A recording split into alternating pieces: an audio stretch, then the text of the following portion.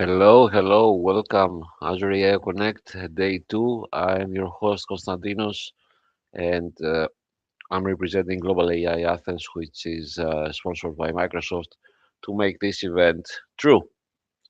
So yesterday was quite a day. It was flowing so seamlessly, and I'm optimistic that today it's going to be the same, hopefully.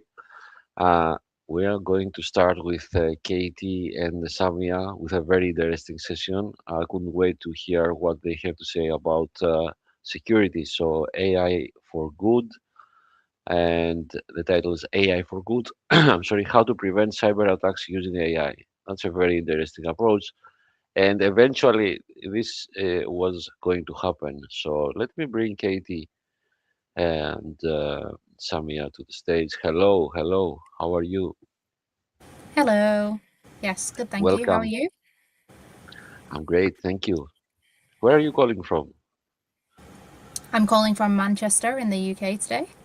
Okay, that's great. Thank you for joining. It's an honor for us to have you here. So AI for good, right? Uh, is this something that is going to evolve over time? Are we going to see more and more that currently we don't know what we would look like in the future? Yes, definitely. I think we're starting to see a lot more around AI that's actually being positively used. However, having said that, we're also seeing some quite malicious cyber attacks happening at the moment with the use of AI. So I think there's always a thing around being one step ahead, both from a regulatory compliance perspective and also from a technology perspective as well, to kind of prevent cyber attacks from happening. True, true. So if you're ready with your session, I can add your content on the screen when you want. So just let me know. Is this Yeah, Katie's content? yes. So is I sorry, I can't see Katie on the screen either. Uh, she's uh, has chosen to close the camera Ah, from what I okay. can see, and I will wait for your content to appear so I can share it with our audience I don't think that she can hear anything. I think she's having trouble with the with the connection. audio. Okay, Yes. okay, we can wait. That's not a problem. Let me play a short video, and then if nothing is fixed, we can wait. Or she can rejoin if she prefers. Are you able to communicate with her? Yes. I'll Okay. ask her to rejoin. Join us for Azure AI Connect, happening virtually from March 2 to March 6, 2026.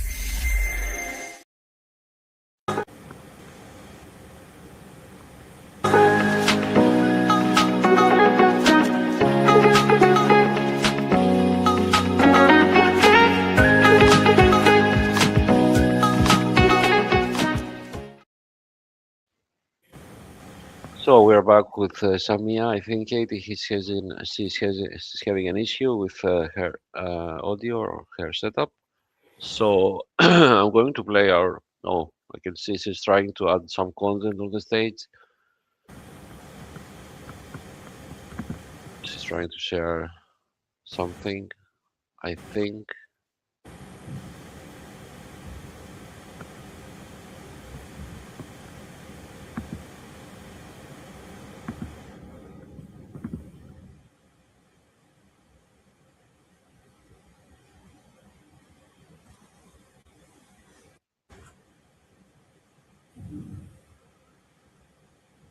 No, she's failing. So I'm going to play the video of 1.5 minutes again. Maybe she can rejoin.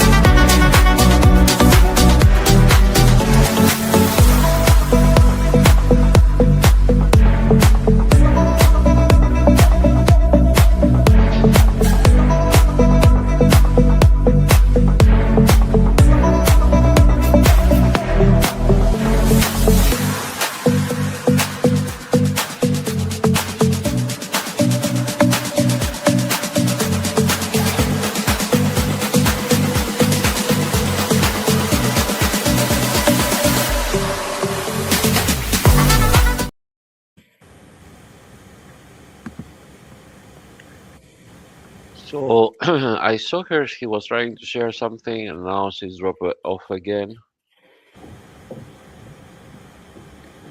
Yeah, I don't think that She was she. sharing correctly, and it went off.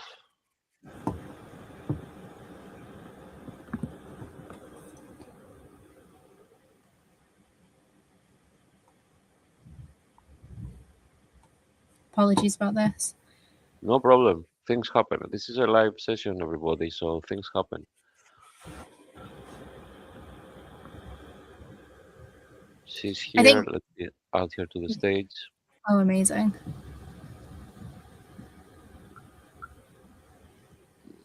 Looks like she's having connectivity issues.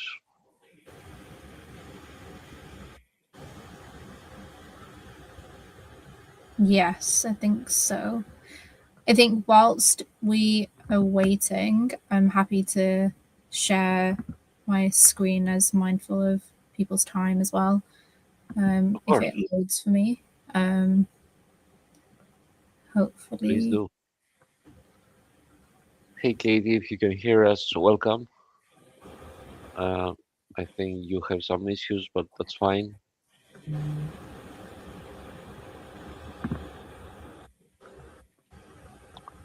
You may try you with another browser.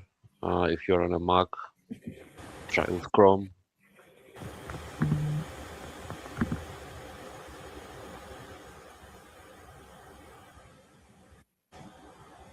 Okay, Can this you is your see my content, screen? Samia. Yes, of course, it's already shared. Okay, I will brilliant. be away, not away, I will be here, but I will remove myself from the screen. So you have the stage is yours, Samia. Welcome and thank you. Brilliant. And yeah, hopefully Katie can try Yes, and join in. yes, I will Um, keep my mind on Katie. Thank you so much. So yeah, hello everybody. So yeah, I'm Samia Durrani, and I have been working as part of cybersecurity for many years now, across multiple different organizations, and primarily have always worked within consulting. So have also worked across many different industry sectors as well, in the consulting industry. Recently, I have been very much focused within the banking space, on mergers and acquisitions, within security. And interestingly enough, we are consistently always talking about how we can use AI in the security space to not only enhance our productivity, but also to protect our clients and colleagues and the people around us. So today I wanted to touch upon a couple of different interesting angles, around cybersecurity and how the landscape has evolved and changed, across AI, and how we can use AI for good essentially as well.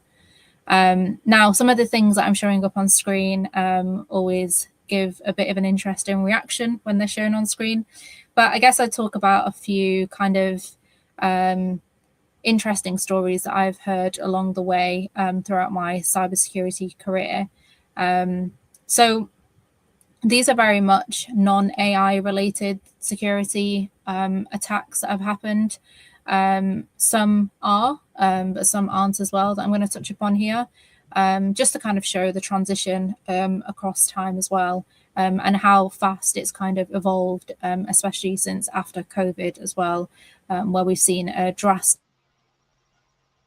change in terms of digital and security kind of transformation happen. Very recently, so only kind of a couple of years back, I got invited to go and speak at the NDC Software Engineering Conference in Oslo, with Katie as well. And we had the chance to have a really insightful talk by the CEO of Have I Been Pawned, which is shown here on the screen. And he was mentioning around how he was working very closely, with some agencies, around some recent cyber attacks that were happening, within his region. And one of them, which made everybody in the audience definitely chuckle, was around this website called Poop Senders. So essentially, what was happening was around the time of the political elections, some of the electoral candidates were sending really stinky gifts to people's houses. And unfortunately, they were not very secretive about this at all. They actually left a lot of PII data as part of this, and were very interestingly enough, put a lot of data around why they wanted to send these specific gifts to people's houses. So things around their political stances at the time, or not liking people for certain reasons, and also giving across some kind of personal information as well. And actually, this site got hacked into. So when this got hacked into, it kind of highlighted not only just a kind of funny-ish kind of attack happening, but also actually a more darker side. So actually highlighting some different political stances across people that hadn't actually outwardly come out with those stances, and also some kind of personal addresses and things like that could potentially have targeted people. So that was always an interesting one. I've then got in the corner here a picture of a very famous YouTuber. And if you are not aware of him, if you do have kids or you have young people in your family, then I'm sure they may be aware of him. But this is actually Mr. Beast. And the reason why I put up Mr. Beast is that he has recently also been targeted by a deepfake attack. So this just shows how cybersecurity, how cyber attacks can be used in a really negative way, and how AI can be used in a really negative way. And in this deepfake attack, what happened is essentially he released a Twitter statement saying, guess what, guys, click on this link, and it will give you some freebies like free iPhones, free different kind of tech tools. And he's very much kind of used to giving away different kind of big ticket items, and that's what his fan base is very much used to seeing. But what happened in this instance is that a deepfake was created of him that was then put up on Twitter and also TikTok, and other various platforms. And unfortunately, a lot of his younger audience did fall for this, as it really did look quite realistic, especially if you're clicking on something really fast, and kind of scrolling through something at a very short attention span rate. So just moving on, I guess we've also got a few instances around how cyber attacks have kind of grown in terms of their AI ability, particularly around the recent attack that happened using Claude, which was very sophisticated, a lot of people would say. And I'm not going to read it out, but just kind of showing on here, it kind of shows in terms of the different features in which the AI model were able to leverage as part of this attack, and very much the kind of self-learning agency kind of tooling model as part of this as well. Now, if we look at how AI can be used for good in these instances, what Claude was doing, which is very interesting, is starting to turn the narrative on its head. So actually, they've started to look at how they can use their tool for good in a cybersecurity instance, and also recently have released their own kind of security Claude tooling to basically help individuals and also organizations look at the threat landscape and vulnerability landscape with a lot more automation involved. And this essentially helps to support with leveraging lower costs in terms of not having so many analysts and senior management as part of this process, but also improving a lot of accuracy around data consumption as well. So making sure that those logs and tickets are very much up to date, that you're basically showing and reporting accuracy as well when it comes to cyber posture and positioning in the market with whatever your organization might be.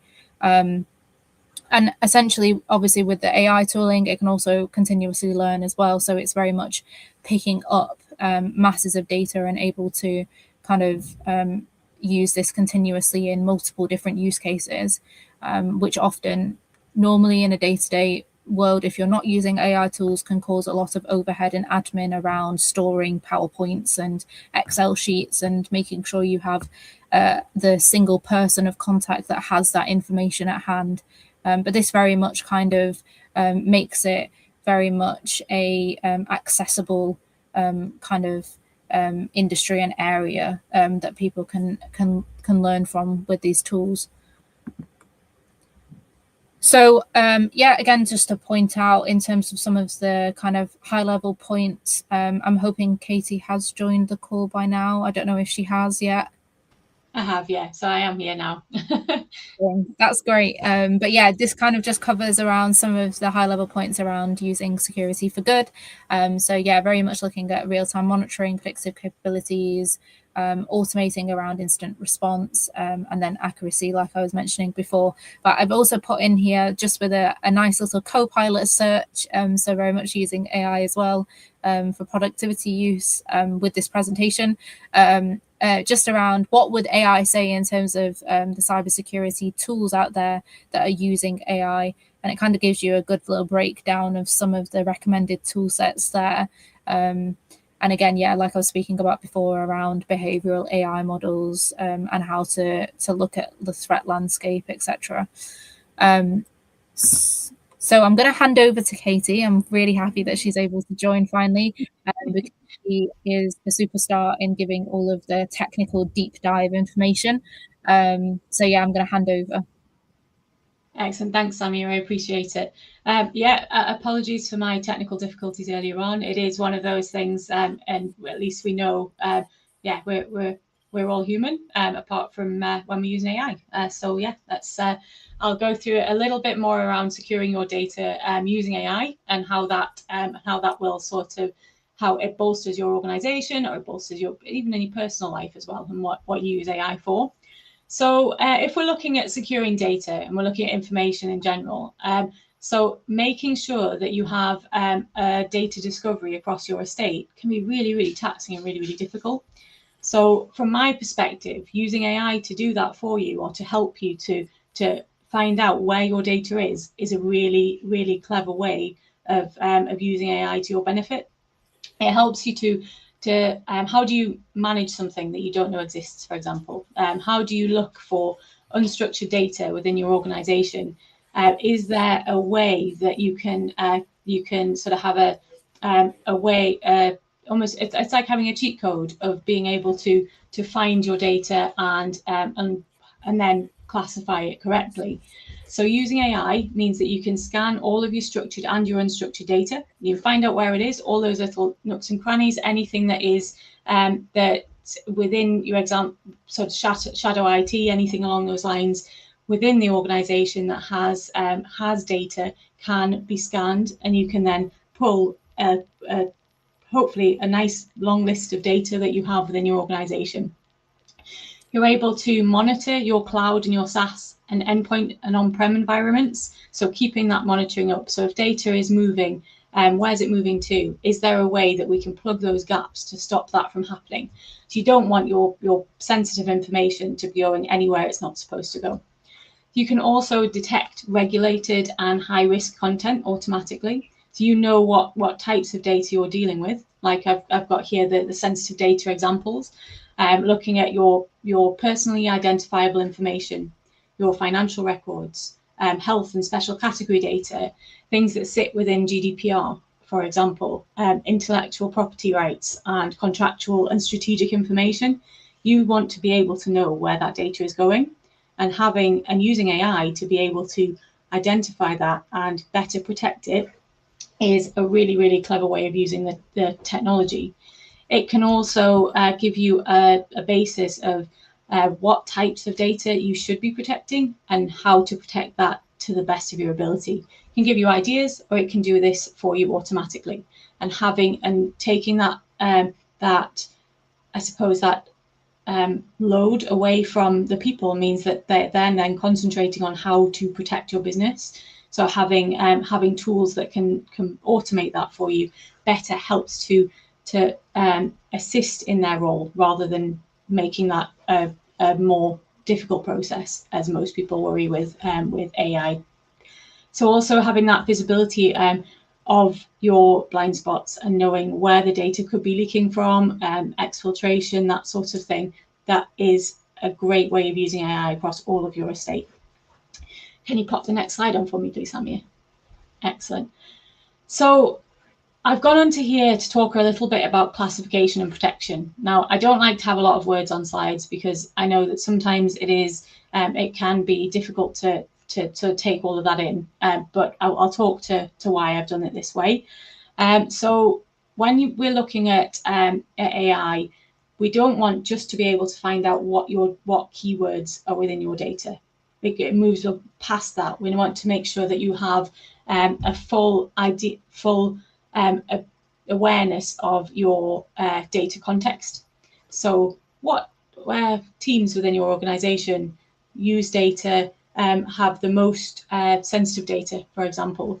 How is that data contextually understood across your organization? And can AI help you to document that and to better understand how data travels within the organization? Also, looking at reducing your false positives. So you don't want, so somebody sending some data out, for example, and AI is using a tool to find out where that data is going and why it is going to that specific place. So it might be that during that time, AI is looking at your data and saying, okay, this person sends this set of data on a regular basis. This is normal. This is how it's you're expecting to use data on a regular basis. Then that is a false positive, isn't it? You don't need to be alerted every time because of that. But it also gives you a basis for how you'd push forward to look at what really matters to you. So you want to be able to see what's actually negative about your data transport, not what's expected behavior. It also detects that hidden sensitive data. So if somebody sent something by mistake to somebody they shouldn't have, or they've sent something, or somebody's got access to something they shouldn't have access to, it can find that and it can detect it. It can let you know, so you can then put those guardrails around it. Make sure that your organization is holding that data, protecting it to the best of your ability. So understanding the context and the intent of data. So as I was stating there before, you are looking and analysing that user behaviour patterns. You want to know what is expected of a certain role, for example. You might have certain roles in the organisation that do certain things, and you can analyse the behaviour patterns for that specific role. So if something happens, then that isn't supposed to happen. They're not supposed to be sending that type of data. They're not supposed to be looking at that type of data, and they certainly shouldn't be sending loads and loads of that data anywhere else. Then that will flag and say that's unusual. That shouldn't be happening. Why are they downloading gigabytes and gigabytes of data? That's not right. And in high risk scenarios, for example, say somebody's about to leave the organization. If someone's about to leave, that becomes a potential high risk scenario. You don't want that person to then be able to download all of their data and take it with them to another organization, or use that data in a negative way. So you want to be able to identify those high risk scenarios and put in guardrails and automatic guardrails to stop that from happening. And using AI, you can absolutely do that with the tooling that's available to you now. There's also applying automated labeling. So once you've got your data, you know where your data is, you know how it's being used within the organization, you can apply sensitivity labels to that data to state when it is personally identifiable information, it might have a really high confidentiality. You might have really sensitive information that's special category, and that will be strictly confidential data. You may want to label that specifically. And if you enforce those controls, you can then encrypt that data to a certain level based on that sensitivity label. So that can all be done using AI. You can also make sure that that protection stays with the file, so it's persistent. It travels with it.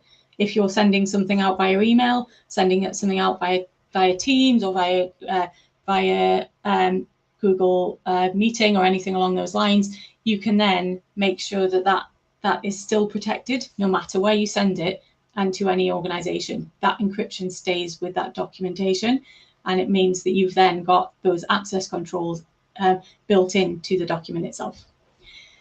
There's also the adaptive data loss prevention controls. So you can block, you can warn, you can justify certain actions. So it can be somebody's trying to send something externally, for example. You can use AI to understand what that data is, then you block that data from leaving the organization, or you can warn someone they're sending something externally, for example, or you can also ask for an administrator to approve for things to be sent based on AI in the background checking on your data.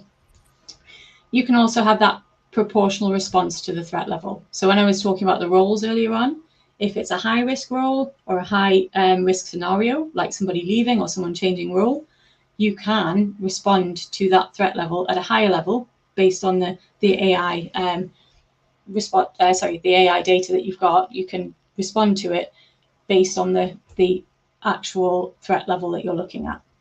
And it makes it a little bit easier. You can also adjust those policies based on that information. So it makes it easy to be, it's adjustable, and AI can do that for you too. Next slide, please, Sonia. Thank you. So what we're talking about here is it's a human factor, isn't it? It's a human layer to your data protection. So instead of blocking your productivity, which a lot of security professionals are always up against it, when people are saying, oh, well, security is a blocker to me, I can't actually achieve this because security is in the way. What AI is doing, it will then help you and with that blocking of that productivity. So you provide those just-in-time policy nudges. So if it's somebody's trying to send something and it says no, don't send that. You're sending it external. It's got this type of data in. Please don't do it. Something like that. That helps. It gives them that nudge. It makes people think. It helps them to understand how that real-time risk reduction is sort of in play with their day-to-day role. You've got those user education prompts. So as well as those nudges, you can also have, there's tools out there that will provide you with training that is dynamic training. It's happening all the time. It helps, something will pop up because it's been noticed that somebody has a lot of, they deal with a lot of sensitive information.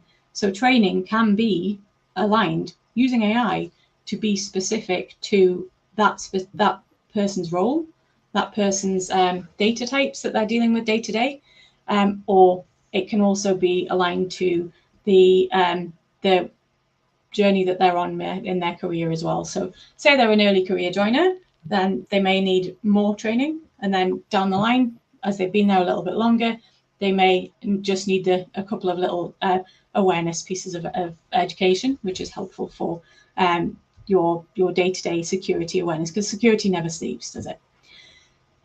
You can also escalate when the risk thresholds are met. So something's happened, you can go, right, okay, administrator needs to get involved here. It can raise an incident for you. Incident management on a day-to-day basis can be assisted by AI.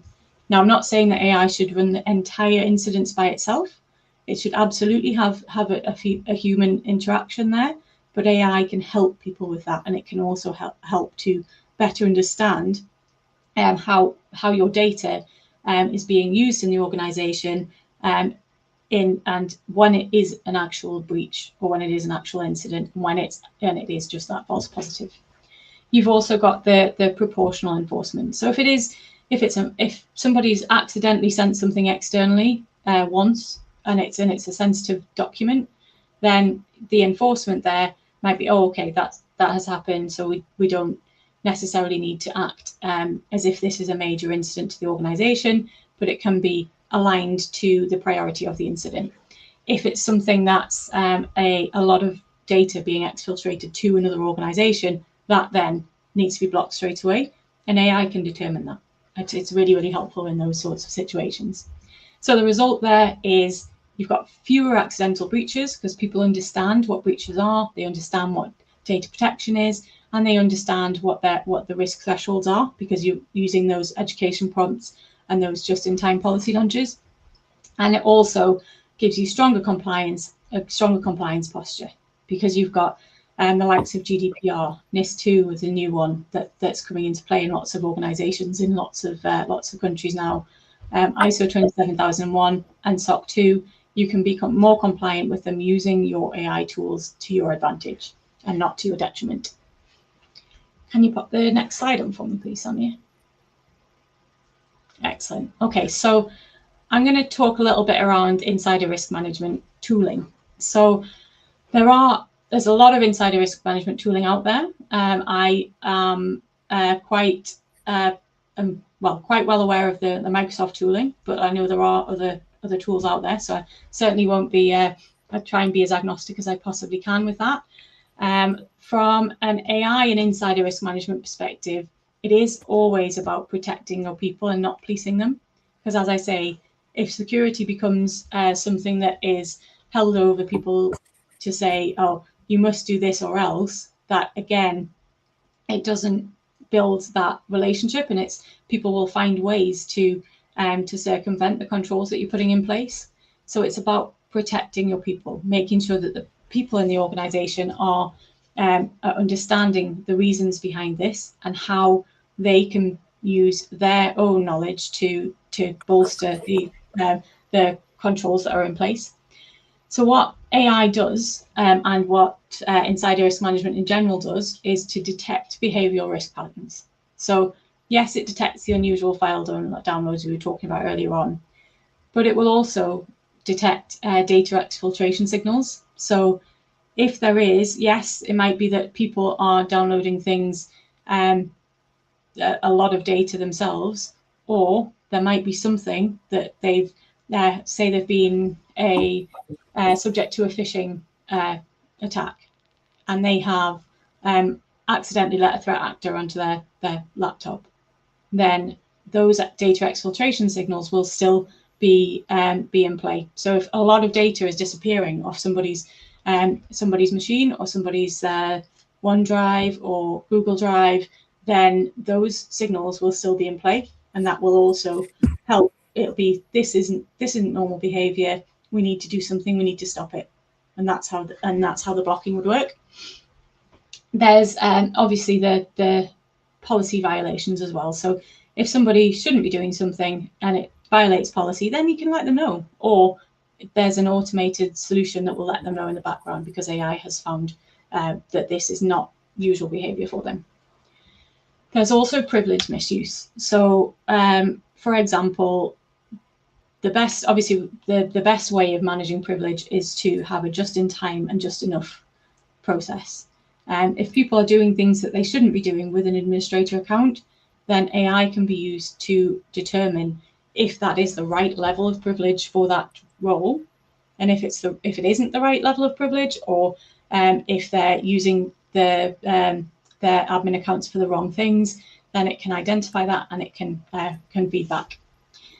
You can also apply risk scoring. So when we talked about earlier on about it being proportional, risk scoring means that you can combine all the signals from multiple systems. So you can pull data from all over your organization and combine that to work out whether or not this is an actual risk, or whether or not it's quite a low risk. If it's a high risk, then you can proportionally apply policy or apply process to that. It can also then provide you with a way of escalating based on the severity. You can then use that from the incident perspective.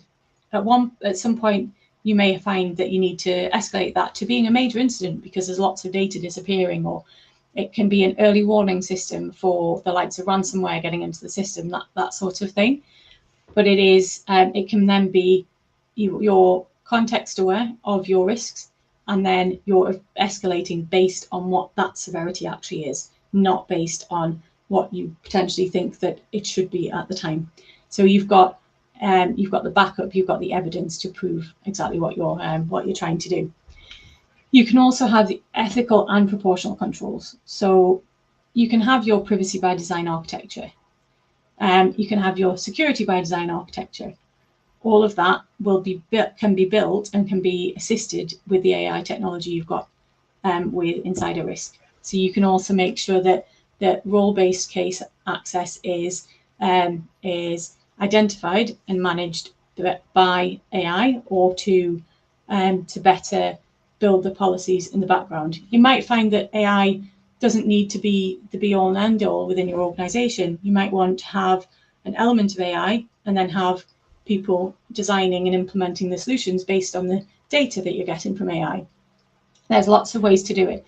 I don't think a full automation with AI fits every organization. It's not necessarily going to work for everybody. It doesn't need to be a one size fits all, because it's about your organization and what fits your strategy and your objectives within the organization itself. So there's also the built-in anonymization until that threshold's met. So you don't need to feed that information back to the administrators or other teams until that risk threshold is met. And making sure that anonymization is in place gives people that assurance that they're not going to be on some kind of a hunt for somebody who's doing something incorrectly. It's more about making sure that the people are protected during that time. And that is pretty much, from an insider risk management perspective, the sort of, I suppose, the keynotes from that. But from an AI perspective, in what I do day to day, it's absolutely key to use it for the right reasons, and to make sure that it fits your organization specifically for your people. It shouldn't be something that is thrown in. You need a strategy behind it, like everything. And I'll pass back to Samia for some closing thoughts. No, brilliant. Thanks, Katie.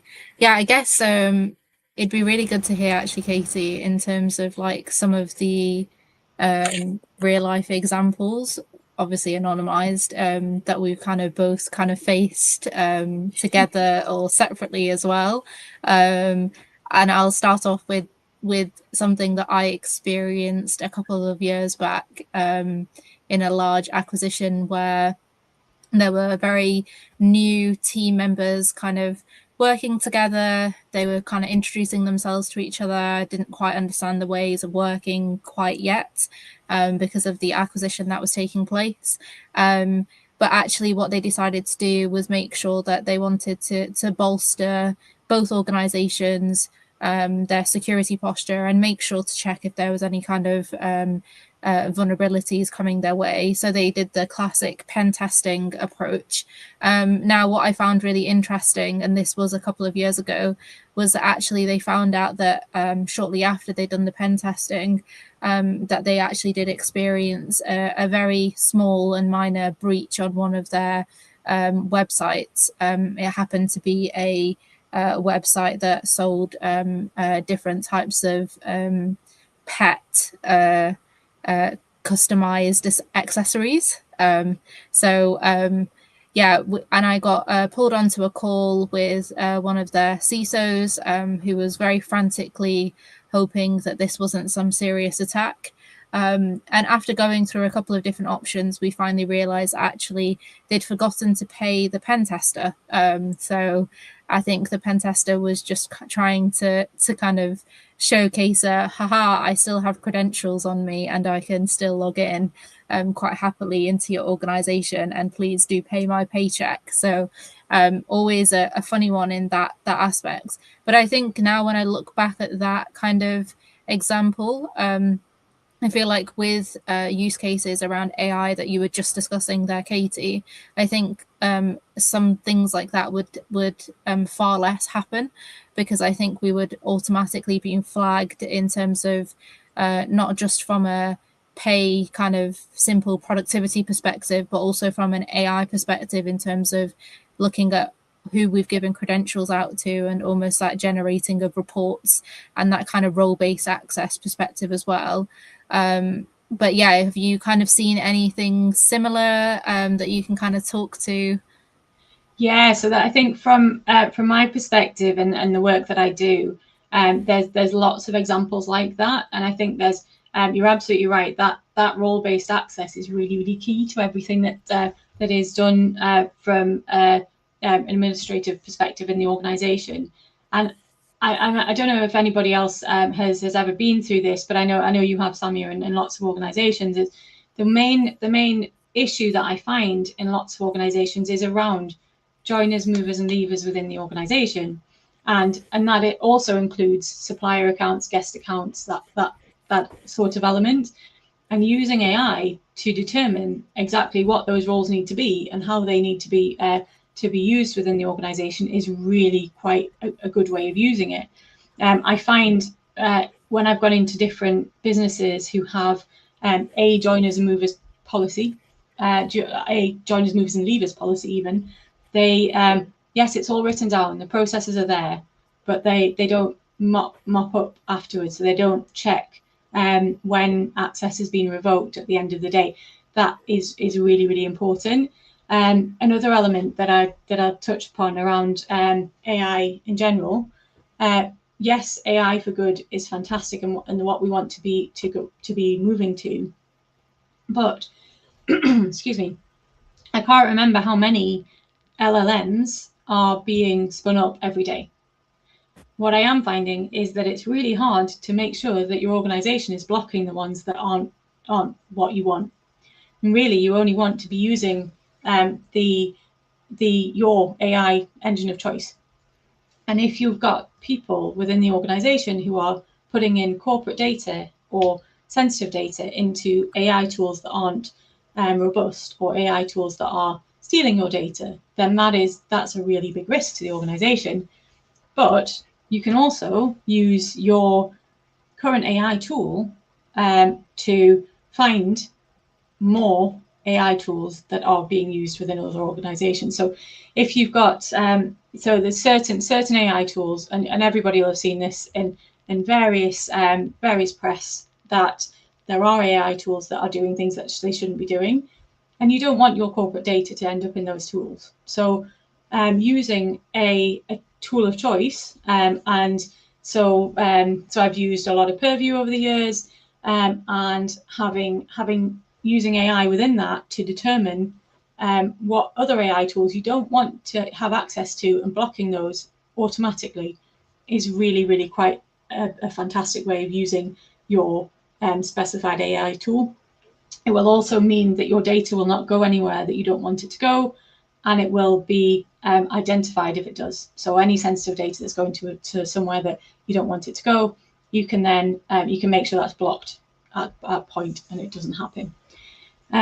It points to that user behavior as well, because you're always going to have, when you block something, you then find that people will ask for it, and you say, well, actually, no, you shouldn't have access to that. Please use this instead. And that gives you that education piece, which matches it. But I have had some wonderful real world examples of AI being used incorrectly, and then also being used to correct that incorrect behavior. Yeah, brilliant.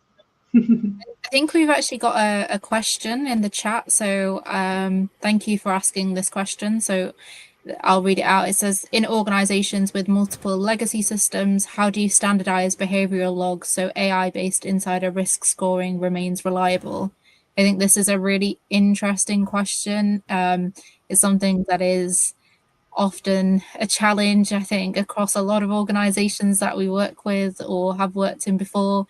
And I think this kind of is a question that also stands alone outside of the AI question, right? So it's like, how do we make sure that we're making our data sets reliable and accurate as possible, so we're not actually spitting out risk scoring that might be not actually related back to the data sets.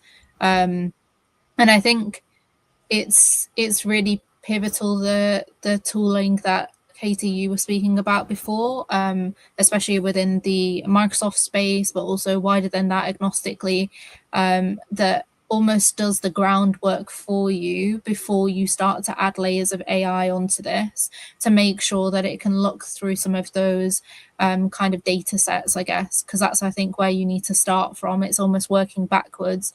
I always say AI doesn't have to be the be all and end all. It can almost be the nice to have at the end of something. It doesn't have to be the thing that you start with and finish with. I think we all always in cybersecurity have to get the basic principles correct before we start to add these layers of AI and automation onto things.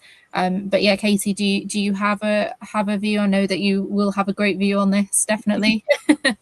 Absolutely, yeah. So I find and multiple legacy tech it's painful, isn't it? It's not easy to manage. Lots and lots of different legacy technological solutions.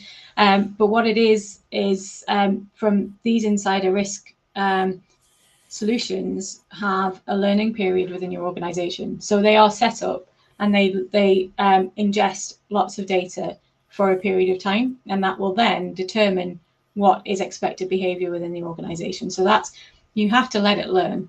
And I think from an AI perspective, AI is only as good as the information that's fed into AI. So having that learning period of sort of 90 days plus is really good to as a strategy within the organization. Finding that the data, well, when it's finding that data, it's learning how your organization works and how from a risk tolerance perspective, how that should be managed as a general rule. Obviously, you're feeding information in policy. So you might say, okay, we don't want we don't want these roles to be assessed in the same level as these roles, because these are our high risk roles. You might then but you might also identify something in that learning period that you've thought, oh no, that's wrong, that should not be happening. And then you're then feeding that information back in so that AI can then come back with tools to manage that. But there's no right or wrong answer when it comes to legacy systems. Yes, you want them to be reliable, and you want the risk levels to be as reliable as possible. But there's different parameters on different systems, isn't there? You want different expected behavior on legacy systems than you do on systems that are sort of in active support within an organization. Legacy systems provide, you may want legacy systems, for example, to be segregated off. You might want them to be, they'll need a lot more of compensating controls within the legacy system than you'll need from a SaaS system that's constantly updated. So it's about working out where your pain points are within your organization and pointing at AI to those areas to better understand how those need to be managed, rather than so yeah, they're like your high risk systems, aren't they? So you may have they may want those systems to have more control than the SaaS systems and the like. So it is yes, that probably didn't answer the question fully, but it is to be reliable, you have to learn. You have to let AI learn the same way we learn. And once that learning has taken place, you'll have a better idea of how you can use AI within your organization, and also test it. You can test it. You can absolutely see if you run some tests and say, okay, I'm gonna download some test data and then see if that flags up, that sort of thing. You're able to test that and then you can determine if that reliability is there. If it's not, it might need a bit longer to learn. Great. I really like that, Katie, of we need to think about AI, how it learns the same way how we learn. I guess that's the whole thing as well around AI for good. It's the same as how humans are for good in this instance around cybersecurity as well. Trying to do the best around security. There's another question here around how would you approach inspiring confidence to build AI tools for security improvements for skeptics, people that are afraid to even say AI? I think this is such a brilliant question as well. Thank you so much for asking, because I really do think that there are a lot of skeptics. I know I have friends and other people that I speak to as well that are very skeptical about AI. And you're right around, people being very apprehensive around even speaking around AI. And I think in terms of inspiring confidence around it, I would say it's easier said than done, but often we do get fed a lot of speculative, interesting information online. I mean, there's been an uptake in even like AI content that might not actually be completely accurate and might be causing a few different ideas around things that might not be completely accurate. So there's also an idea around making sure you're guiding people in the right way around finding the information that is A, tangibly to digest, but B, also kind of leads with empathy and understanding of actually these high level, could be scary concepts are actually broken down into more tangibly digested things. And I often start with things that, like, especially in the news that you see around some of the cyber attacks that might happen day to day, like even like things around there was a recent one around WhatsApp as an example, where people were sending messages asking urgently for money and pretending to be people's parents. Those are ideas that really are scary and they pull at heartstrings. So it's kind of inspiring the conversations around, okay, how do people work behind the scenes to do these type of attacks, and what can be the confidence around preventing those attacks from happening to yourself as well, and finding those spot signs around it. I think from a AI skeptic perspective, I think it's also highlighting where we're already using AI. I find it so fascinating because some people say, okay, AI is just around the corner. And I'm almost like, no, it's here. It's already been here for such a long time as well. So it's like, I guess we are going through a huge amount of change and transformation, at a vast speed as well, especially since COVID, like I mentioned before. And you're starting to see the fact that things like not even just AI, but things like quantum and crypto and things like that are all kind of full steam ahead, and we're already kind of immersed in that world. So it's more of a case of us trying to figure out how we actually consume and understand that world than not being part of it. So yeah, that's kind of my kind of take. Katie, do you have anything that you'd want to mention? Yeah, so I think you're absolutely right, Samir. And I think that from identifying the good use of AI is really good to bring people on that journey. So if we think of people could use AI in hospitals, for example, hospitals analyzing MRIs, X-rays, CT scans, that sort of thing. There's been some studies where they might see there's early detection of cancer, early detection of other like strokes and fractures. So I think I read somewhere, and please don't quote me on this because I don't think I have the reference, but somebody had I think there was a tumor that wasn't visible to the human eye, but it was found using AI. And they say, and I'm sure I saw something around a fracture as well. But it's quite interesting to see how that works. What I also found, and this is quite close to my heart, is that care homes are thinking about using AI to detect sort of falls and things in their residents. So if they, for example, if they wear a watch and they're using IoT, they might then be able to detect when somebody's fallen, when the heart rate's gone, if there's any specific deterioration. So there's elements of AI that can be used to pass that, and there's also personalized care planning, making sure that if you put all of a care plan in place for somebody with dementia, for example, making sure that they are not that they have the adequate care and what needs to be done for them. That shows how AI can be used for good in those types of organizations. Obviously, I work in IT, so it's very different for what I've from my perspective. But on a personal note, I absolutely will use AI for tracking my own health, tracking my family's health, making sure that that we make the right decisions from a monetary or from I've used AI recently to help me with decisions on whether or not I move house, for example, that sort of thing. It's, do I move? Do I renovate? What's the best way to do that?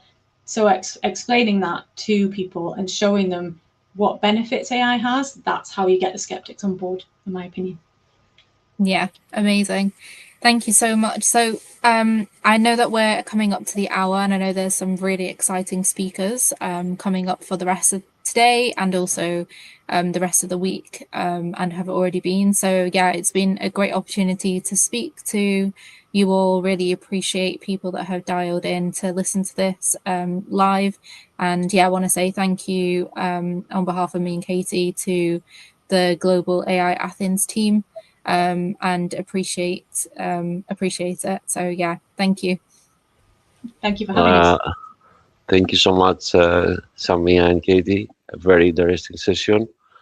I believe that your topic is going to be recycled, and we're going to see it again and again because we live in the era that we're still navigating ourselves through this bloom of the technology of AI. So we need more people with your mindset to guide us and set the stage for future protection, future innovations that also provide a secure workspace through AI tools and building the correct processes for having a secure um, workspace. I really like the example in the beginning because this is actual live examples. These things happen, so it's not in the space of imagination. It's currently happening. So yeah, thank you so much. Thank you for being with us. It's been an honor to have you. Hopefully, we will see you in our any next event. Have a great one, and Thank you very much. have a great Thank day. you. Thank Bye you. bye. Thank you. Bye, Bye. Katie. Bye, Saya. So that was a quite an interesting session, and I really liked the way that Samia and Katie approached the theme. Because, as I said, we're going to have to discuss again and again these elements, these artifacts, let me say, and probably we're going to see uh, new terms coming out of this technology that we need to adapt ourselves, that we need also to protect ourselves without also losing this innovation bloom that we have, this boom, or how can I say this evolution, this great evolution that we have. So we need to balance and we need to be very careful on this. Yeah, things are happening right now. I believe you may have heard from a close person to yours or something in the internet that has happened to many people because they were unaware of the dangers around AI and the tools that the bad actors use to perform their malicious intents. So I cannot see our next speaker here. I'm afraid he may not be here, so I will play our, the usual video, and if he appears, we're going to continue with the second session. Thank you everyone for joining. I'm Konstantinos, Azure AI Connect Day 2. Yeah, let's play our video.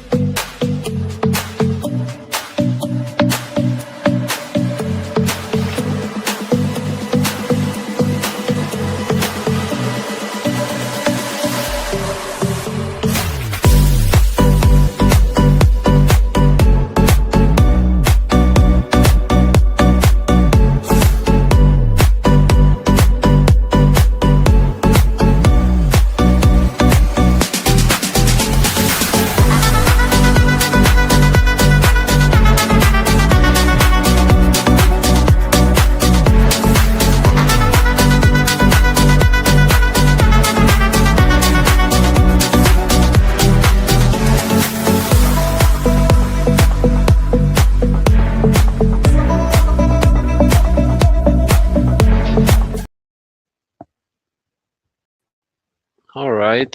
Welcome back, Azure AI Connect 2026. We had a little bit of an issue with our previous speaker, and I was afraid that our current speaker was also not be able to come, but we had some communications, and I believe he will be able to deliver. We have with us Olo. Let me pronounce this correctly. Give me a moment. It's not an easy name to pronounce, so I want to pronounce it correctly. Okay, the session is Rethinking Security and Compliance, the role of AI in Microsoft 365. As you know, these days dedicated most in security aspects of AI and, of course, the Microsoft ecosystem. So we have Oluwase with us. I hope I pronounced it correctly. Let me bring him on the stage. And here he is. Hello, my friend. How are you? Hi, sorry for the mix-up. Yeah, I'm Yeah, no fine. problem. Now you're here, Yeah, so that matters, right? yes. Okay, great. Where are you calling from? From Lagos, Nigeria. That is in Africa. Can you hear me? I I can't hear you again, but if you can hear me, So, I'm sorry. I believe you have a very interesting session to show yep. us. If you want to bring your screen on the share, and Okay, I will bring it online for you. okay. Uh,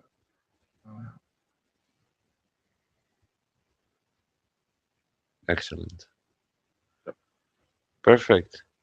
All right. So everybody, Oluwase is with us, and the stage is yours, my friend. Welcome. okay, okay. So, good afternoon and good evening, wherever you're calling from. If you can hear me, my name is Oluwaseyi Oluwawumiju. I'm all the way from Africa in Lagos, Nigeria. And we're talking about a significant role that we have been witnessing in development of technology. And one major yardstick we see is ability to have productivity solution. And that solution encompasses our M365, which is all on the software as a service on Microsoft's own cloud platform provision. So, what are we saying today? What are we going to look at today? Generally, this is me. I have a couple of years background in Microsoft's solution and over several awards, including MVP. This is my seventh year, and at MCT, I've been going to 9 to 10 years, and I've been focused on AI recently in the past 5, 6 years. Then Azure and M365 as my basic. So I write technically also in some books, but lately I've not been writing. I think I need to improve that. So the goal of today, why are we here and why are you on my session?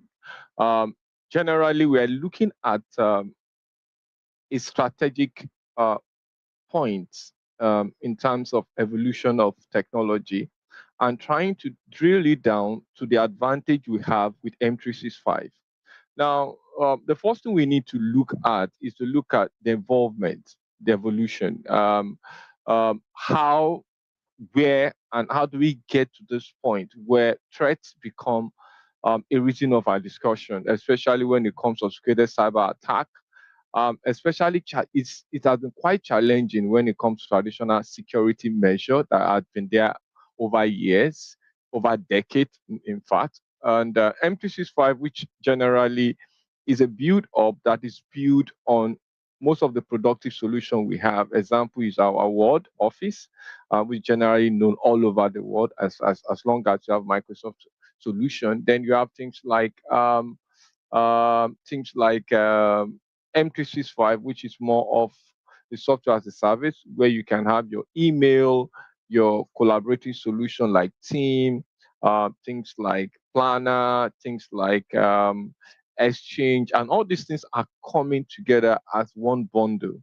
And because at one bundle, how do we now mitigate against the security threats.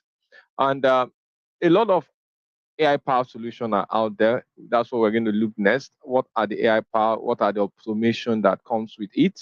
Then we're going to look at implementation that comes with it. So we start with dive into history. Uh, Generally, the base of AI is usually data, and the the father of data, especially what we see currently as the shifts and the oil of change that has ever come in terms of comparison with change all over the world, is the ability that we have comprehensive data across uh, the structured one that we are known that is very known in terms of those that have column and row, and the unstructured one, which is what is basically 80% of the data we have out there. And we have the semi-structure, who comes from application software that we have out there. So generally, the basic foundation started in 1640 when there was a particular crisis in England, and that crisis resulted in trying to deduce the number of death rates within the society at that epidemic situation. They need what we call number, which, if you are from statistic background, majorly is numbers that count for a particular uh, things or any other things, that whether it's disease, whether it's object. And the person that started this public health statistics was John Grant. So he laid the foundation that built the AI and also started building other things around this. But however, when it comes to looking at the base of security, I can say the father of cybersecurity is Dr. Eugene Spafford, now, which started building technology policies in 1980 and 1960. Here, this was the first time there was a comprehensive um, model that could extensively contribute and collaborate or collapse two things together: intuition, intrusion detection rather, system, and also with policy. So security now is not is void of just an attempt of building a particular thing. It's more of a way by which we build things that are compliant with compliance principle. So saying that, let's look the balance here we're seeing all over the world is that there is now the issue of tools that we have in with IT, generally tools that make our life more modern. And one of those tools is AI. And whether we like it or not, AI has come to stay. And having that, what we can see from the that deduction is that with AI embedded in most of our system, we need to have insight about what kind of threat will come in. And that shows us that technology now is balanced by people experience. That means you cannot remove people from technology. Having that in mind, it tells us now that even when we look at all these tools, solutions all around us, we cannot remove the fact that all these requirements are centered on people, me and you, that use this technology, that work with this technology, that utilize this technology, irrespective of our field, whether you are in the manufacturing industry, you are in the consulting environment, you are an SMB, a startup, and a mass production industry. All these are generally now basically build on what we want. So technology evolvement, it's not void of people. And that's why we must take perfect and very, very, we must look inwardly and look at generally how this play out. Because if people is involved, then security also must be considered. And generally, the birth of where we are today in terms of the strive of AI started way back with the convergence, which I call the accelerators. And there are three major accelerators that combine to make this happen. One of them is the cloud technology. And we know, obviously, with the cloud technology, access to computing and computing power, ability to have access to this computer anywhere in the world. Like I'm speaking to you from Africa now, and we are connected to an application that is basically a cloud-based application that can stream what I'm doing, and you can see it over there wherever you are. Generally, the cloud technology makes computing power more powerful, more easy, more available, and more scalable. And that makes it very easy to deploy application, to build infrastructure, to things that require huge investment in the past has made simplified. All you need to just pay as you go. And having that in mind, we also need now to look at the combination of the computing power we have today and the data we have outside there.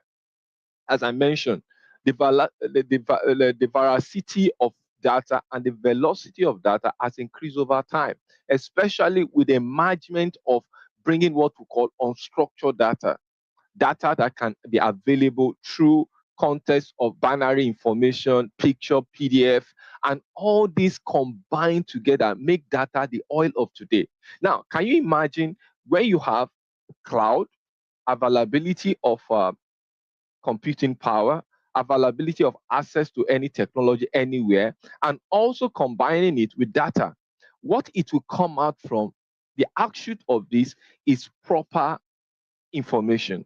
And those information comes with intelligence. And that intelligence is what brings us to today's consideration to look at how that intelligence can generally. So there is this unification that comes with a relationship with AI and data. So even when we are looking at security, we need data. We want to be able to infuse data into our provision. So generally, sorry, something. Um, we are seeing some narrative over here, and those narrative is very compelling, whether we like it or not. We know evolution tells us that humans started from the ape. At least if you go to biology or humanity, there is a strive that started all from ape my evolutionizing into human, but we're actually saying something very peculiar now, which is the age AI, an ability that comprehensively change the way we look at things. Sorry, I don't know why this is keeping. Um, sorry for that. The PowerPoint just skipping. So that shows us that whether we like it or not, we are at the verge of a landscape change. And before we can have that rationalized, we must understand that technology is balanced by two that we have. However, the one that dictates everything is the people, what we want, the changes we want, how we want it. Now we're in the cloud first environment where we have access to data anywhere. The landscape of security also has changed with that. That means, uh, sorry, that means comprehensively, what that says is that whatever we are doing now, we are walking into several security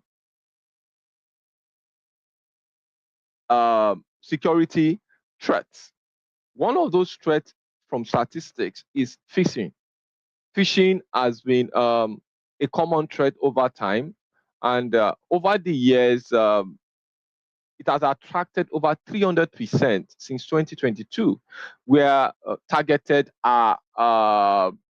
people are usually company um, large scale attackers as as has been done on several infrastructure, critical infrastructure, especially when it comes to the productive solution like M365. We have seen a lot of it, and in combination with ransomware, which came up some few years back. Now, other things we are seeing now is that because that threat is now real for us, it's no more yes a miniature threat that we have because of our small infrastructure, because we have expanded ourselves and we have access to our technology, our application anywhere, any place, and that makes us more vulnerable. When my data is flying from Nigeria, it can get to US, it can get to Canada, and that same data might contain information that's sensitive. How do I prevent it? Where anybody can send email to me and try to perp me up to get into my infrastructure. All these threats require what we call compliance.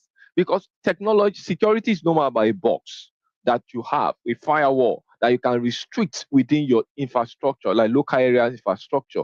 It has gone before that, beyond that, and we are seeing things that come even while our data move and transit from one point to the other.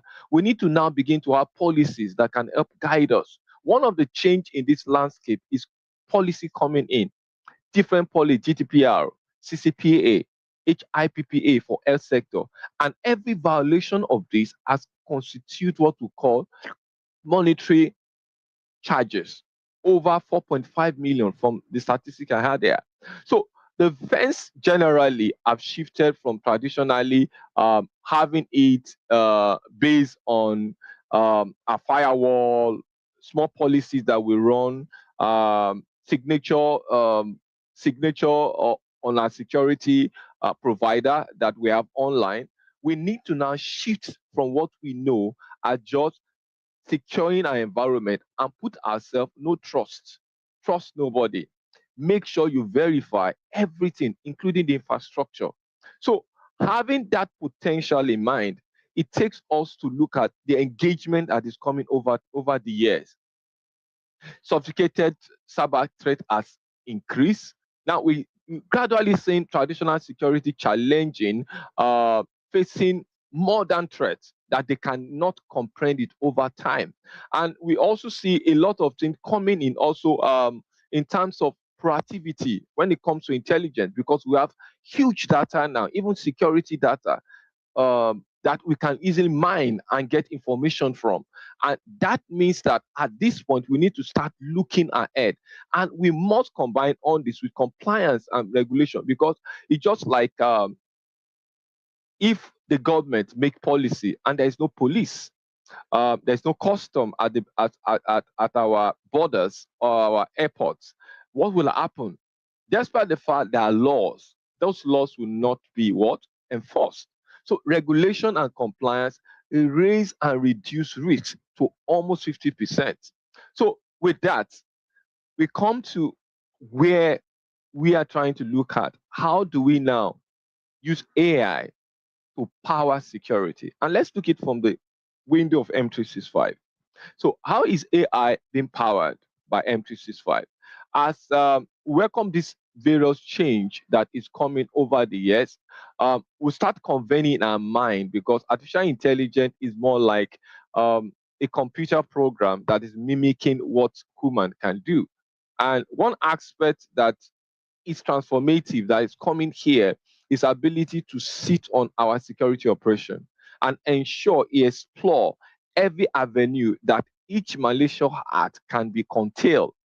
So M365, because of the border and because of huge number of interested users all over the world, because one of the um, ISUs, or in terms of number, I don't want to say greatest, ISUs in terms of productive solution is M365, which was called Office, migrates to M365, Office 365, and the rest. And that's called for high alerts in every form because of digital transformation. And that tells us that we must have things that we can enhance in order to make this threat detectable before it acts. So that shows us that with M365, a lot of build up has been put there. One of them is instant analysis.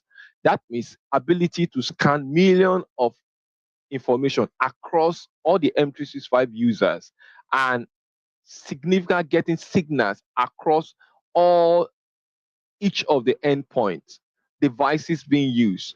identity that comes with it, the applications that are being used. And each of them should have what we call an ability to have a remedy to curtail anomalies and ensure that this can be done in a very short time. Now, pattern also recognition is part of what is required in this our age, especially when we are talking about having infrastructure that's accessible, available to people all over the world. And as I said earlier, M365 is one of the productive applications that's used globally. Then we must be able to have a way by which we can understand and recognize pattern of threats. And that means using things like machine learning. What is machine learning? Machine learning is what AI sit on. AI is the algorithm, is the program that runs on machine learning that works on data that will be able to give inference that can give information for the model to be able to detect. So with that, you must be able to look at how global threat is happening, what is happening in US, what's happening in Russia, how can this be mitigated when it comes to our infrastructure. Then a very, very important thing that we need to know that AI can give us when it sits on M365 is ability to contain rapid response to information that comes in, signal that come from any of these threats to get to the users before it's been acted on. And that brings us to several tools we have on M365. One of them is Microsoft Defender, the extender, which basically is very good when it comes to advanced threat analysis. Uh, now, now, now it brings us also up to a level where we have a way by which we stimulate what can be the likely threat. So, gone are those days that we are reactive. We allow the threat to come in. At this point, we are looking at a way that I can stimulate a way that people can see what threat look like, how threat can come in, how they can get into our system. And all these are driven by these tools. So another tool that we're going to look at, which my demo will sit on if I still have a couple of time, is to look at Microsoft Purview. Now, Microsoft Purview sits on compliance, risk analysis, understanding how you want to use your data, classifying those data into important data, non-important data, sensitive data, and ability to look at not just about the data that is moving and the compliance that you have automated, but also to build around what we call people factor. I mentioned earlier that technology is built on people. Despite all the tools we are seeing around, what makes it important to us, to our activity, is the usage, the adoption by people, the onboarding to this solution. And because it's very critical, then we must start looking out of the box. How do I look at securing internally? There might be a risk. One of the risks is me. I'm in a company, I get angry with what's happening in the company. I can attack the environment, I can attack the institution. So, inside threat is part of what Pavio, one of the major area of Pavio. Then Microsoft has also tried to build what we call um, the essence of now. That is using what we call the um, the modern transformer model, which is popularly known as GPT. If you are consistent, you know ChatGPT. And for Microsoft, its own model is called Copilot. Now, with Copilot, it's now easy to use algorithms and solutions that are built on AI to be able to analyze in terms of call, call for, query certain things that are in human language that can easily be related to you, despite the fact the program that's attacking you are in a program form that you might not understand. Then you can easily investigate this by automation. Your investigation can span to several triggers, getting those signals and ensuring that those signals across most of your platform and combining them into one guided response that can make you easily understand it. So with that, what it tells us now is that um, we cannot go without understanding the identity that brings in into our infrastructure. Our identity needs to be guided. Our identity needs to be protected. And that brings us to use of one major solution that Microsoft over the time that's evolutionalized into several shape. Now, the shape we have now is called Microsoft Entra ID. It started with domain Active Directory. It moves to Azure Active Directory. It's now on Microsoft Entra ID, which generally is like the doorway at which anybody can enter an infrastructure through an identity or through the application or through a particular infrastructure. So each of them are risk factor. The Microsoft Entra ID can help you to harvest those information, detect it, and you can now begin to create conditions, especially when you understand the pattern. Like you first of all look at the risks, you can detect it by having what we call risk factor. After evaluating through AI, several risks you can have, it condition it for you. Then after conditioning, it can now restrict certain access to it by making it, because traditionally it was said 85% of every attack that we have seen on IT has always been through. It has always been through through password. And because of that, things started replacing it. One of the things that replace it is the use of things like biometrics. Biometrics and ability to have credential checked after using several factor called multi-factor authentication. And that continuous verification ensure that our infrastructure are built properly. So in essence, what we are saying here, sorry, it has shifted again. Oh, sorry, this is not my slide. Okay. Sorry for that. So what we are seeing in essence is that a lot of things has to be guided and protected, especially from the front door. And that's why Microsoft Entra ID can do justice to that. So we quickly look at automation. Now, I mentioned security is no more as a physical box. It's more like trying to print policies.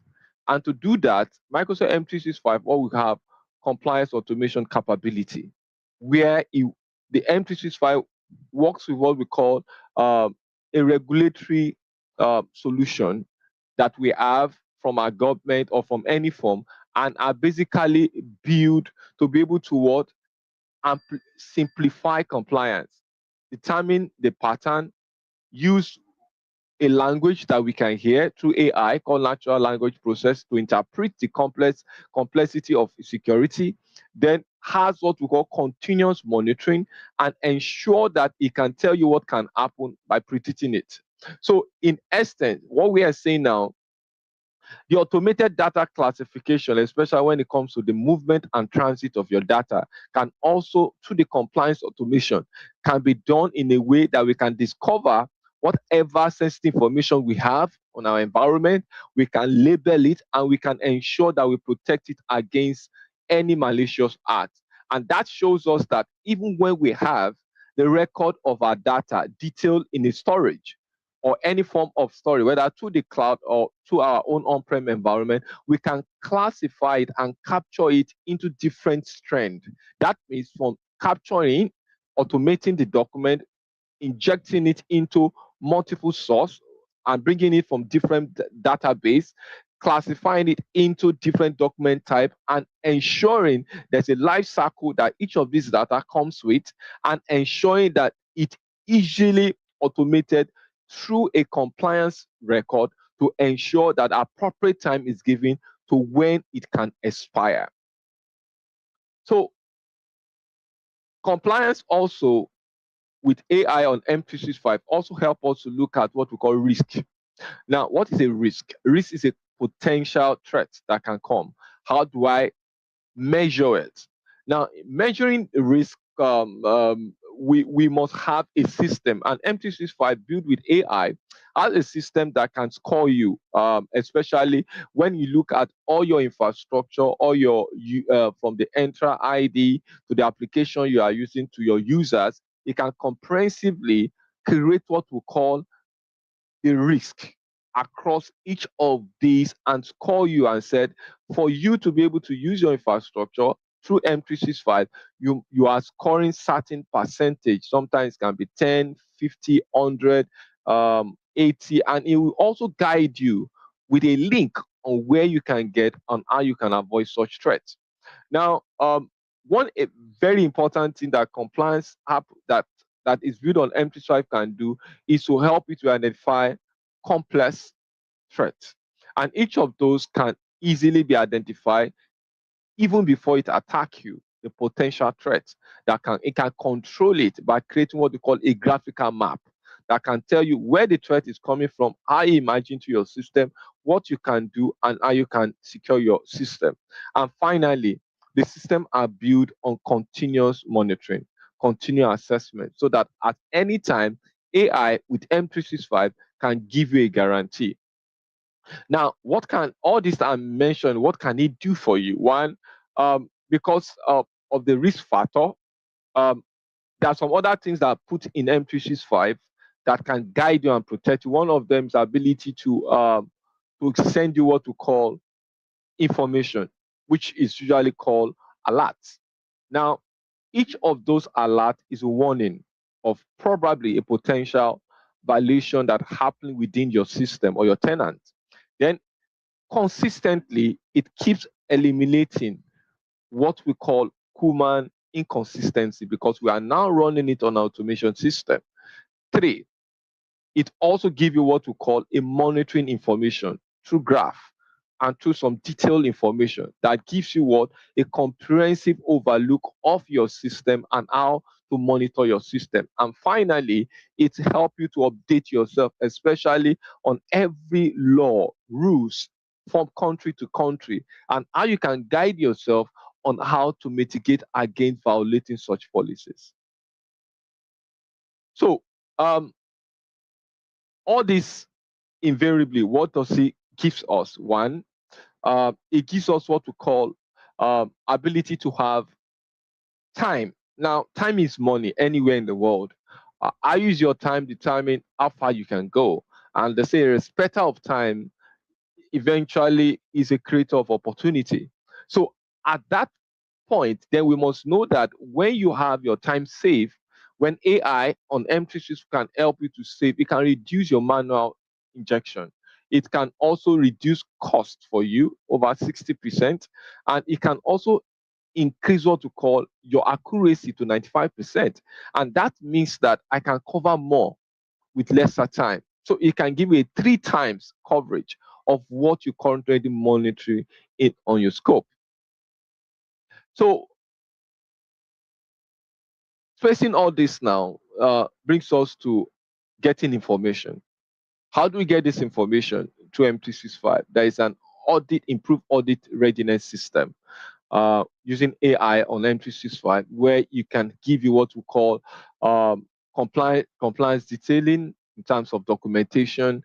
It can give you historical information, especially when it comes to compliance activity.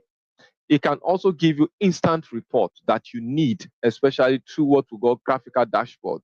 And it can ensure that it can give you information that comes from feedback when it comes to testing those of your security environment and ensuring that validation is done to control what you have. So, how do we now go about this? First of all, M365 are built what we call the best practice in terms of ensuring that best practice in terms of regulation, compliance across region, across country, and they align with the existing security framework which they are built on M365.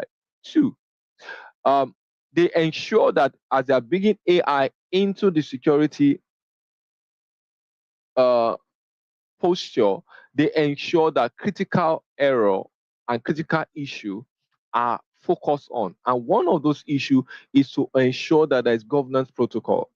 and that established a robust kind of reduction, because when you are proactive, you reduce risk.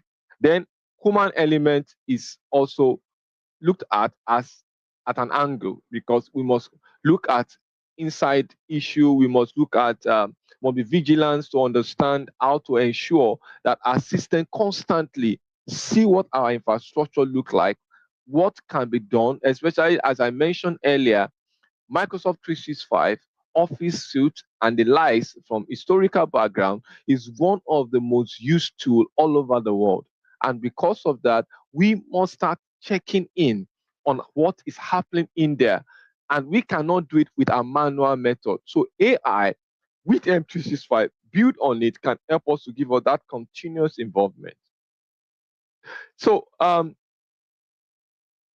what what am I saying in essence for the past few minutes is that the future of AI and security and compliance boil down with leveraging AI to build you what we call proper intelligence across your threat management and ensure that the regulation pushing it. Now, with AI threat detection, it can tell you patterns, predict to you what can happen, and ensure it sees anomaly before it attacks you. That means that we have now a response system, which is built on AI, on M365, where threat can be detected, risk can be assigned, containment, especially when it goes beyond the certain risk, can be looked at, and remediation, which is just going to the doctor, can be set in place. Now, with generative AI, we can also do things like scenario simulation, ensuring that we can have control what we want, how we want it, and also reports is very key. Having information documented, which is required for regulation, can be gotten from there, and every vulnerability can be forecasted. Now, as we begin to wind down, we now begin to look at how this can be done. AI can help us to enhance automation revolution, continuous monitoring, which is not easy with our regular traditional system. But we need AI that can help you to constantly get those feedback. We need AI to help us to look at what are the gaps when it comes when you detect what is real and what is unreal, what is artificial, what is prepared into your system, and how you can take it off. And how can your system adapt to anything, any threat, and easily have what we call a response and a remediation at the same time. And finally, how do I get documentation of what is happening and how to prevent this death? So another angle, which is human in nature, is the ethic. That when we start looking at M365, that we must not shy away from. One of them is the transparency of every model we are going to use, especially when it comes to security. It must be explainable, because AI generally must work within a responsible AI framework. And each of those framework must be able to explain what the AI is doing. It must be transparent.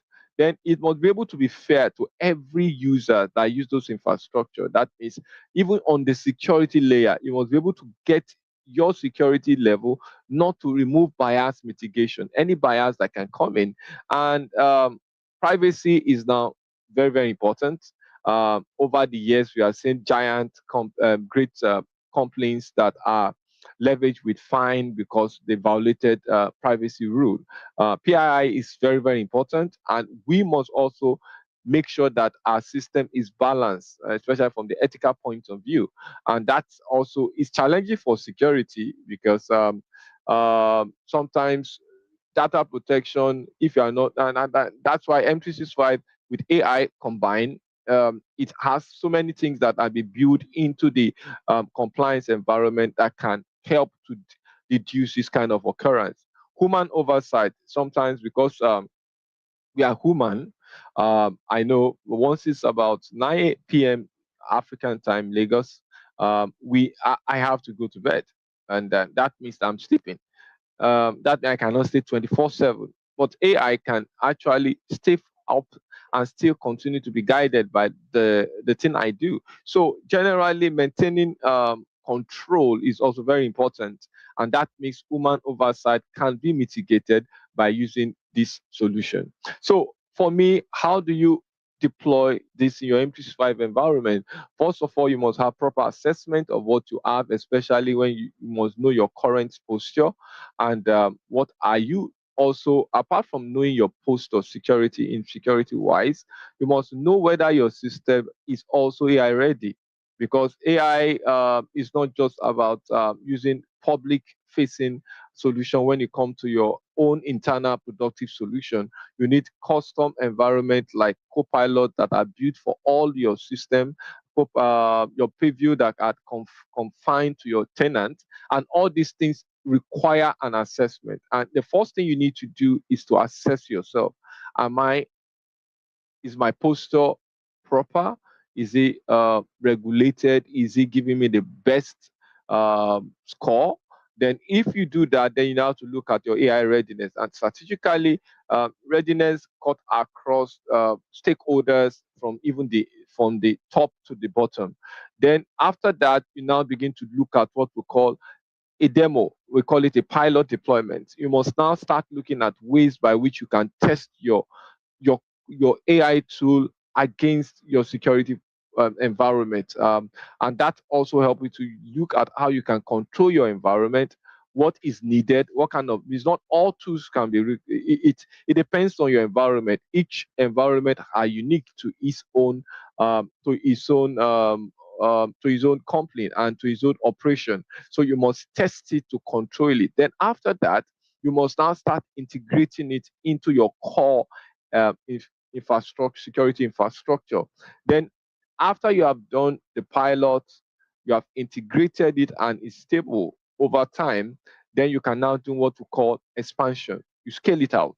And if have several branches across the world, you can now start using it across several of your sites or country or wherever your infrastructure is. And because the AI system constantly assess you, constantly monitor you, constantly get audit about what you are happening, what's happening to you. So there might be time to time it calls for optimization. That means it wants to improve your system. You must start looking at how to do that. So the landscape I see with M365 and AI is that once you implement and you allow AI with on your M365, you be more proactive, especially when it comes to defense. Now, there is more a partnership now, as I mentioned, people and tools. Then you must be able to aggregate this together, and that builds more intelligent for you and more human ability to understand what's happening. And from the foundation of Microsoft security infrastructure is built on zero trust. That means an enforcer can be AI for you at that point, where it look at ways by which you continue authentication, enforcing. Now MFA now is not just a choice for everybody; is a need from the infrastructure level, and it's constantly verify you, and that can also help you. Now with AI, you can also measure yourself to see whether you have a return on your investment that you have done over time. So we come to the demo section, and under the demo section, we're going to look at um, several things I coin out here. One of them is to look at incidents when it comes to AI transformation. Now, we must start to rethink. Timing is one major thing that is very crucial. Timing. How do we mitigate against issue? And for people that practice forensics, especially when it comes to M365, it's like reducing your hours into seconds. And that can be very effective for you. And that's where the rethink comes in. How do I do that? Two, uh, I must be able to accelerate my investigation. Traditionally, in the past, when there's an issue, you have to get the log file on M365, you upload it on your Microsoft Defense and the likes. And traditionally, you now look at what happened and how those actions take place and start looking at the way to mitigate it. But the action we have here with accelerated AI powered system like Copilot, it gives you a simplified summary that cover client terms like what action you need to do, what are the details that have been flagged over the compliance issue that you have over time, the device that you are using, are they actually managed by you or something that someone brings on your into your infrastructure, or what are the actionable things you need to do? And that is one thing that AI setup is going to. And finally, the rethink now is that with AI involved in M365, we are gently, gradually speeding up, reducing time, and paraventure shifting paradigms from what we call incident to proactiveness. And that means AI will generate what we call include um, summary of what has happened, how it has happened. So I don't know how many time, how long I have, but I will just launch one of the environment, and I will. Sorry.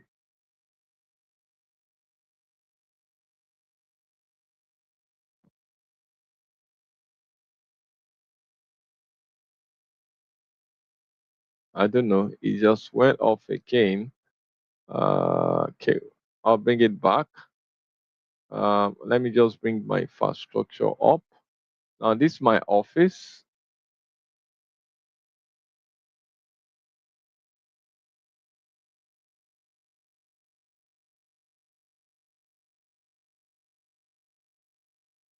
Coming. Let me stop sharing. I don't know. It's just everything I have here.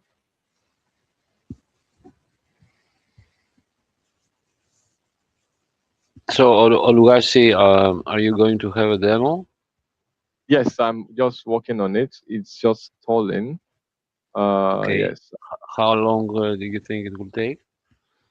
In the next few minutes, I'll just show because of time. I don't know how many minutes I have, and if I need to take some, I'll just show some of the activity that I have on my M265. Okay. Uh, If you can make it yeah. the most possible short, because we have already our speaker in Oh, line. okay, I'm almost done. Thank Sorry for you. that. Yeah.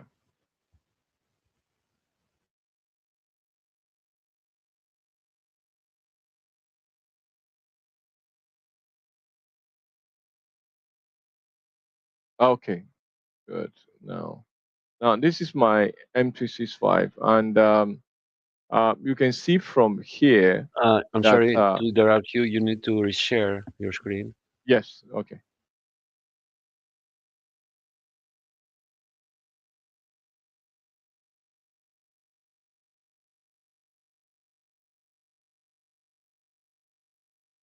I'll share it now.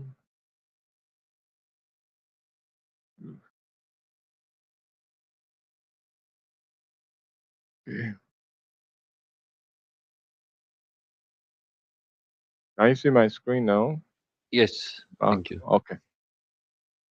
So you can see from there, this is my compliant, or this is my preview.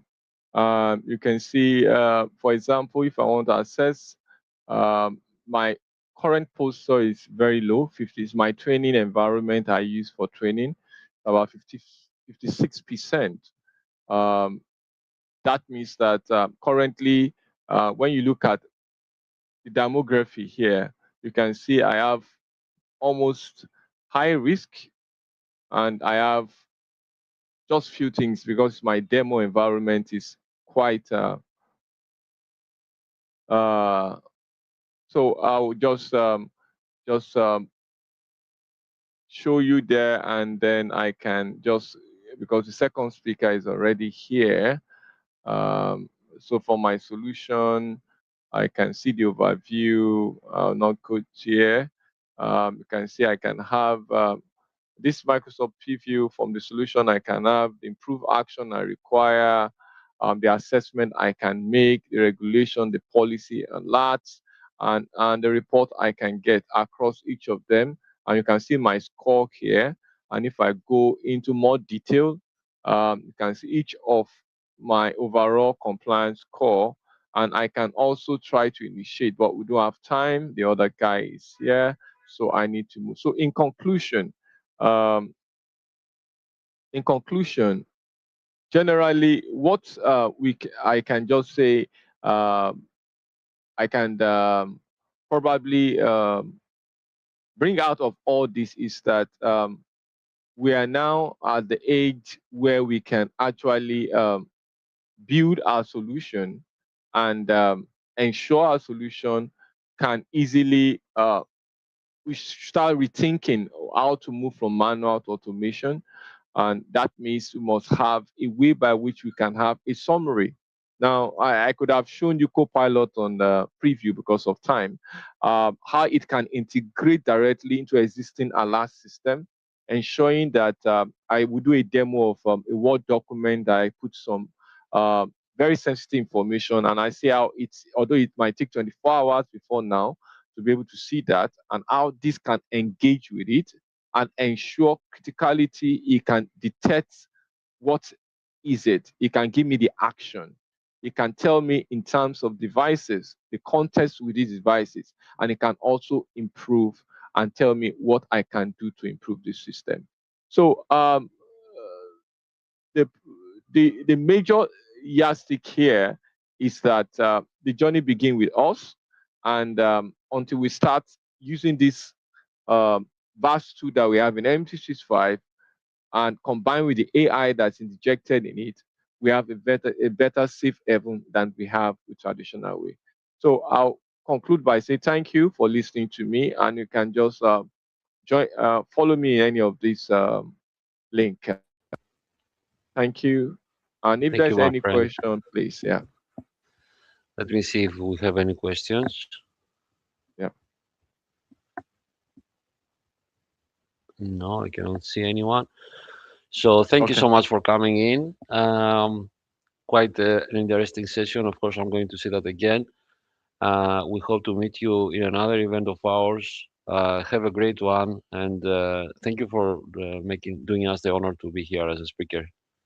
thank you Have very a much. great one, my friend. You too. Bye bye. Bye. So, uh, very nice session from Oluwasi. We had a focus on security today, and it's time to switch a little bit our theme with my favorite Dave Rendon. He's been on our channel again, and this is the second year honoring us with his presence. Um, we are going to explore one of the hot topics of today, and we're going to see from an expert, that being Dave, how we can build our agentic system using Microsoft Agent Framework and AZD. So it's a holistic view of how to correctly build such a system. Hello, Dave. How are you? Hey, Konstantinos, can you hear me? Yes, of course I can hear you. Okay, perfect. Yeah, doing great. Thank you. And thank you for the space and for organizing such a great event. Really appreciate it. So yeah, I'm gonna start sharing my screen really quick. And Sure. yeah, just to level set the expectations in here. Thank you everyone for joining us. As Konstantinos mentioned earlier, it's a pleasure to be here with you today, and thank you for taking the time for this quick session. Today, we're going to focus on how you can build this multi-agent system using the Microsoft Agent Framework and the ACD tool, right? By all means, if you have any question after this session, feel free to reach out, all right? So I'm going to try to keep things as simple as possible, right? So we're gonna get hands-on on one of the most exciting areas in AI right now, right? So basically, how you can build and deploy your production-ready multi-agent systems on Azure, right? And I want to give you the big picture first. We're gonna use the Microsoft Foundry platform, which is the basically the AI app and agent factory for you, right? So this platform is gonna bring everything together, like models, agent services, knowledge retrieval tools, and governance, right? Um, so think of it as the factory floor where your AI applications and agents are gonna get built, tested, and shipped. All right. So we're gonna review how you can build this support ticket triage system using the Microsoft Agent Framework along with the Microsoft Foundry platform, right? So the goal is to have 4 agents that are communicating between them, where we have a primary orchestrator that delegates then to 3 other agents, one that classifies the urgency, another agent that assigns the right team, and then another agent that estimates the delivery effort.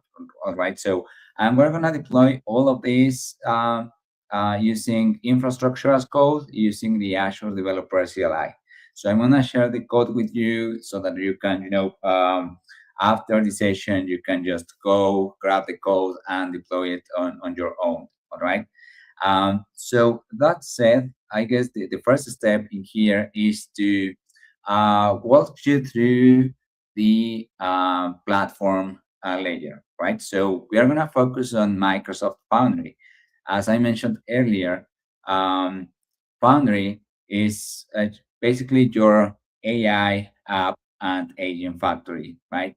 And through Foundry, we're going to be able to have this unified place, if you will, to design and customize and manage and monitor your AI applications, but also agents at scale, right?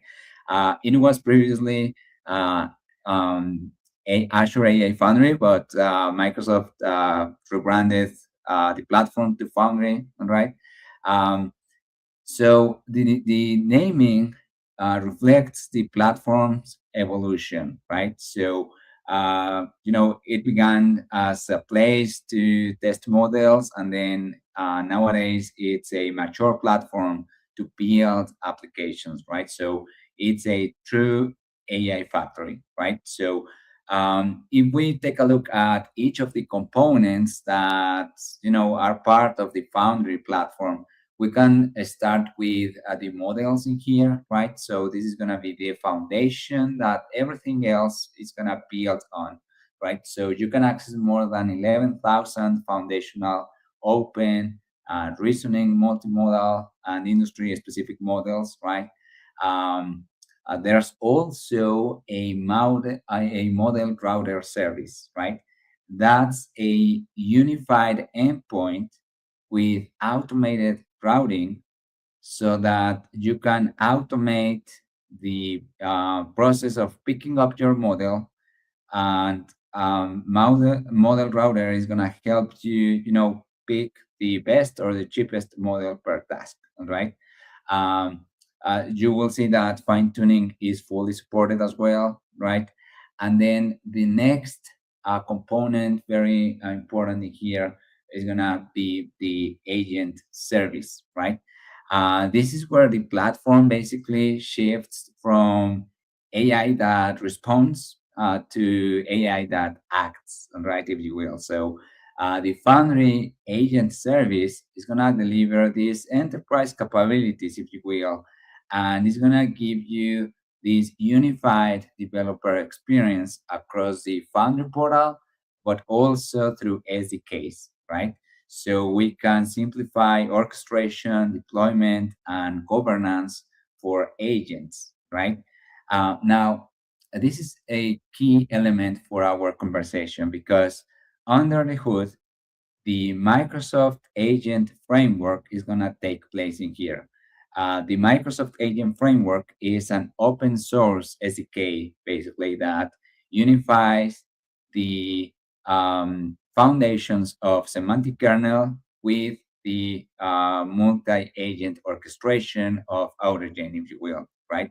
So You as a developer no longer need to choose between, experimentation and production, if you will, right? So um, we're going to use the Microsoft agent framework for our scenario today, right? Now, just to mention it here, the Foundry Agent Service also offers hosted agents, right? It can also, you can also leverage the multi-agent workflows, built-in memory capabilities, right? So you can directly deploy your agents, and you can integrate with Microsoft 365 and Agent 365, right? The next component in here is going to be the IQ. This is kind of the knowledge layer, or the retrieval augmented generation engine, if you will. Uh, this was recently renamed as well. So think of this component as the next generation retrieval augmented generation layer, right? So uh, basically, this is going to be the place for all the knowledge base for your AI applications or agents, right? It also handles permissions natively, right? And you can ground your applications and agents on your data, right? You can connect agents to multiple sources through a single entry point, but you can also activate this contextual agentic rush engine, if you will, with specific built-in user access permissions, right? Another very important component is going to be tools in here, right? Foundry tools are the former Azure AI services, right? Um, these are tools for agents, right? So this includes like pre-built AI capabilities like content understanding, language translator, and speech, right? But also private tools that can connect directly to, enterprise systems, right? Um, think of tools as the entry point for connecting and for managing your agentic integrations. So for example, tools like MCP servers, Azure AI Search, Fabric, SharePoint, other kind of endpoints, right? This is a huge deal, because it means that agents are not just reasoning in isolation. They are going to be connected directly into your systems, right? And then lastly, we have the machine learning component, right? So this is the Azure ML backbone that Foundry inherits, if you will. So this is going to cover the machine learning operations, training pipelines, custom model training, right? So very, very important here. And the base for all this is going to be the control plane layer, right? So this is kind of the operational brain of the entire platform, if you will, right? So the control plane is going to centralize identity, but also these elements like policy, observability, and security signals, and all these capabilities for developers in a single portal, right? Um, so it's gonna handle like all these components under the hood, right?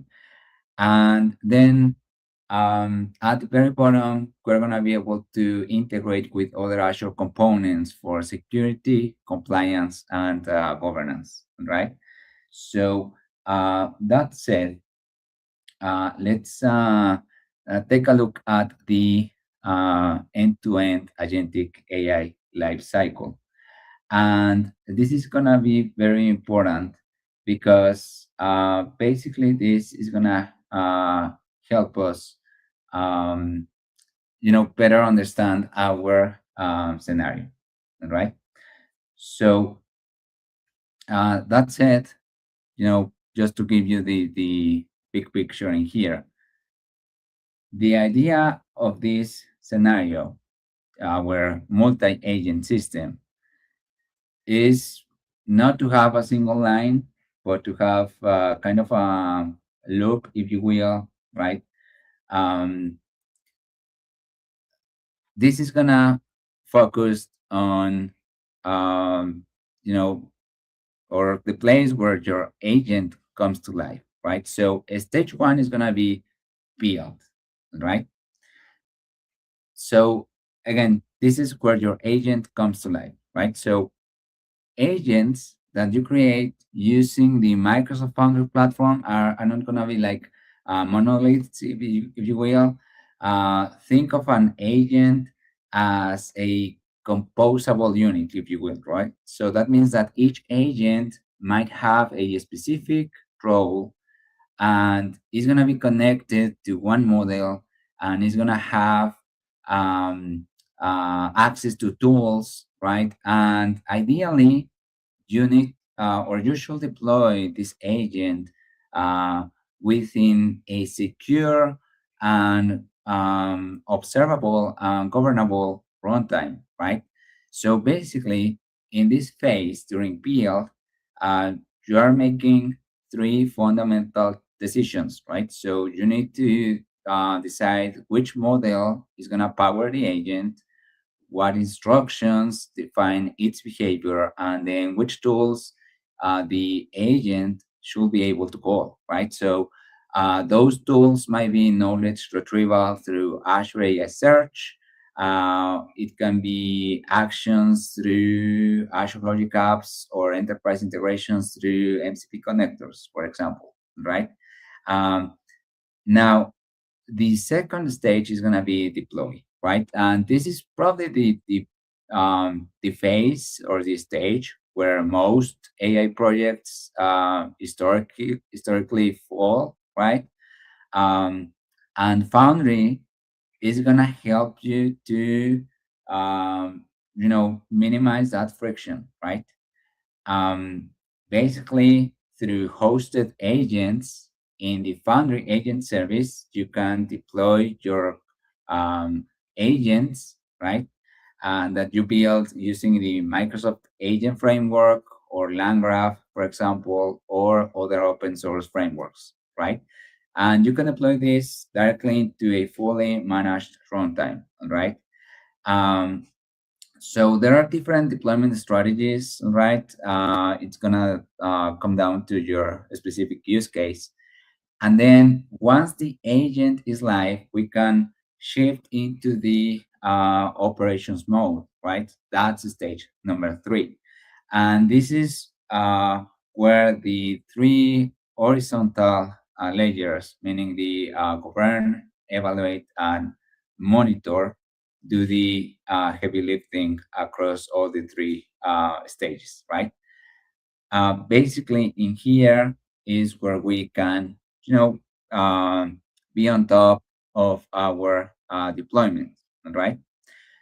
So to keep the session as practical as possible, we will focus on the following, right? So this is our demo scenario, right? We're gonna build and deploy a production-ready multi-agent solution on Azure, right? So we're gonna leverage the Microsoft Agent Framework and Microsoft Foundry resources. So the goal is to create this ticket triage system with multiple agents, right? We're going to have 4 agents. The primary agent is going to be kind of the orchestrator, if you will, and that delegates the operation to 3 other agents, 3 specialists, if you will. So one is going to be the priority, then the team assignment, and then the effort estimation. All right. So what's the goal in here? The scenario again is to provide a sample of something that every engineering organization deals with, right? So this ticket triage system, right? So when a support or an engineering ticket comes in, say, for example, we have a VPN outage affecting the finance team. Someone needs to go and figure out, how urgent is this, right? So who owns it? How long will it take to fix or to resolve, right? And, traditionally, this is a manual process and very slow. So this demonstration is going to automate entirely this scenario entirely, right? And we're going to use these specialized AI agents, right? Now you can grab the code from here, right? And we're going to use the ACD to deploy this scenario, right? So that said, let me just explain you the agents in here, right? So first of all, we're gonna have a priority agent, right? The priority agent is gonna basically classify the urgency, whether a ticket it's high, medium, or low priority, right? So basically, this specialist is gonna take the raw ticket and then outputs the severity classification, if you will, right? Now, remember that agents are composable units, so each agent has a specific role, right? So this is gonna be the role of this agent. Then we have the team agent. This is going to suggest the owning team, right? So once the priority is established, then the team agent is going to, determine who owns the problem. Um, you know, um, uh, we can, for example, get the VPN tickets routed to the infra team, for example, right?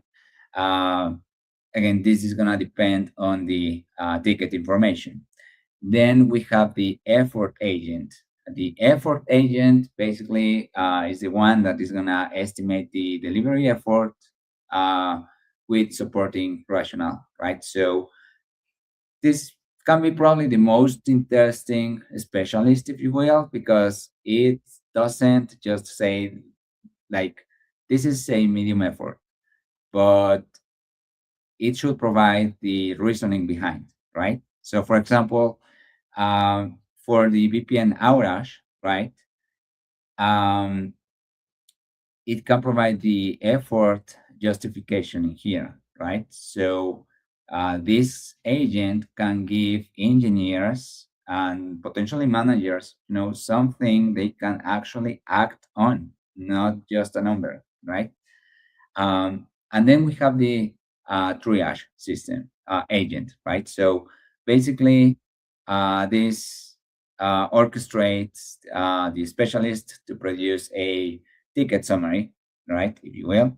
So that's going to be the scenario that we are going to deploy, right? So again, you can grab the code from here, right? And let me just show you the details of this, right? So let's go to VS Code. And okay, so let's take a look at the details in here. All right, so just to level set the expectations in here, I provisioned this earlier on just to ensure that we had enough time in here. So let me just zoom it a little bit in here, right? All right, now let's take a look at this. All right.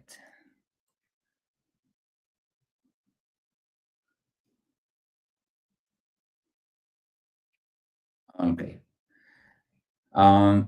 So I hope this is visible for you. Let me just confirm in here. All right. Konstantinos, would you please let me know if you can see the screen fairly clear? I can see the VS Code screen, but if you can make it a little bit larger, would be All much right. better. Well done. Thank you. Okay, let's do this. I guess that's better. Yep. Probably zoom in a little bit more in here. All right. Okay, here we are. So let me just show you the details, right? So again, you can grab the code from the GitHub repo that I shared earlier. You have all the code and components in there, right? Um, Basically, what we are doing is to deploy these models on top of AI Foundry or Microsoft Foundry, right?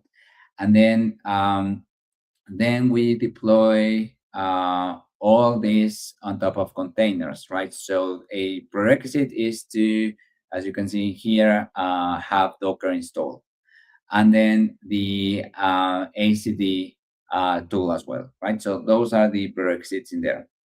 Now, the next step is to deploy this. So basically just execute ACD up, right? And that's gonna retrieve all the code, and basically we build and deploy the models on a Microsoft Foundry. And then we build the container images with the agents, right? And that's what happens in here, right? We are also provisioning all the Azure resources needed, right? And then in here, I'm testing the agents, right? So basically, this is our project endpoint, and I'm gonna show you this in a few moments. And this is the model, right? So you can always switch the model if you prefer to. After that, then we are gonna do a quick test. We are using the following script that basically is gonna help us test all the agents. I mean the 4 agents, right?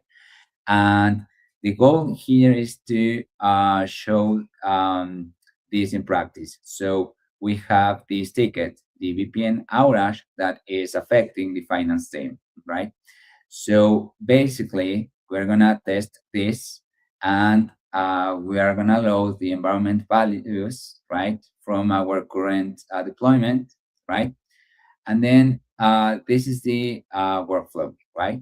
So this is the aggregated triage result. So we have the priority critical, right? So in the notes, we have that the VPN outage is impacting the finance team, right? So likely handles sensitive time critical operations like payroll, transactions, and so on, right? Then we have the participant outputs, right? So as you can see, this is kind of the impact, if you will, right? Now, very important, as you see here, we have the first agent, which is the team router. We have another agent, which is the effort estimator, and we have the triage aggregator, right? Now, that means that our agents are up and running, right? And we have the nodes for each agent, right? So you have, for example, the effort estimator, effort, this is a medium, right? And it says, okay, so resolving a VPN outage may require diagnosing networking configurations, right? So that means that the agent is not only giving you like a number or priority, but is giving you a potential root cause of the issue, right? Which again, any engineer or manager can act on this information, right? And then we have the triage aggregator, right? And it's providing kind of the summary of the all the previous agents. So it's giving you the priority critical, the team assigned, the effort, which is medium, and then the summary, right? So as you can see, this is a very effective way to potentially automate the process of handling a support ticket, finding a potential root cause, and then acting on the potential issue in here, right? So again, this is just one of the samples that we have in here. You can also You use the graphical interface through the Microsoft Foundry portal to deploy your agents. All right. In this case, we are using the Microsoft Agent Framework, but again, there are other options, alternatives that you can use, right? And to show you the code, let me bring up the environment here, right? So again, this is on the GitHub repo that I shared with you earlier. So I'm gonna share this with you. Okay, so here's the repo, right? You have all the details, the description. Again, we have this for agents that we reviewed in VS Code. We have the architecture overview so that you can better understand the project in here, right? And the steps to deploy your own multi-agent system. So again, prerequisites in here, you just need the, of course, the Azure subscription, and then Foundry with the GPT-4o model, the Azure Developer CLI, Python, and Docker, right? That's pretty much it. Then you can deploy with ACD up, right? You bootstrap the agents, and then if you want to test all the agents at once, you can use this example, and you can probably tailor the tickets depending on your use case, right? And yeah, give it a try, right? Okay, so from here, you can get started, right? Now, to access AI Foundry or Microsoft Foundry, you can go to ai.azure.com, and this is the place where you are gonna go and deploy your GPT-4o model. Now, for this specific scenario, we are using infrastructure as code with bicep files to deploy all the components. So you no longer need to go to the portal and do any manual deployments. It all gets deployed through these infrastructure as code files available in the repo. All right. So I hope this is insightful for you on how you can get started building your multi-agent system. Again, this is the code available, right? So you can grab it from there and deploy it at your own pace, right? And yeah, again, just to um, concluding here, this is probably one of the most common scenarios on how you can, get started with building multi-agent systems. But the Foundry platform is gonna give you all the tools that you need to build these solutions, right? You can explore like all the additional components that I explained earlier, right? So it's just a good place to get started with, right? And again, I want to thank you all for spending these minutes with me. And a special thanks to you, Constantinos, for organizing such a great event. And thank you for all your support for making this possible. Appreciate it. Thank you so much, Dave. Quite a resourceful session. Thank you for being here with us today. I hope you the best, and maybe we'll meet again in another event. Have a great one, my friend. Absolutely. Thank you. Take care. Take care. So that was Dave. Uh, as usual, quite a resourceful session. You can find Dave's content on GitHub, and you can replicate the solutions that you will find there, as well as this one that we just saw. Of course, agentic AI is taking over, as you know. And what are the lessons learned so far in our Azure AI Connect 2026? The lessons learned are security is top. We cannot talk about AI adoption and bringing AI into our business without um, making security a top priority. And next is that AI is not here to replace us. AI is here to help us. It's a tool. It is a process, an engine, if you may, that can help us make our lives better and easier through our businesses in our daily life. There are some aspects in life that AI should not be part of it. For example, when we speak about talent, when we speak about original creativity, these things do not have a place for AI, right? And then, of course, not AI is for everything. Uh, you may find a solution in an issue or on a project of yours without the need of AI. Doesn't mean that a complex solution needs definitely AI to be solved or to be better. Okay, explore other solutions. And finally, one other lesson learned I will add is the cost implications. Yeah, it is exciting, it is amazing, it is fast and can do amazing things in a very short period of time, but there are cost implications that come with it.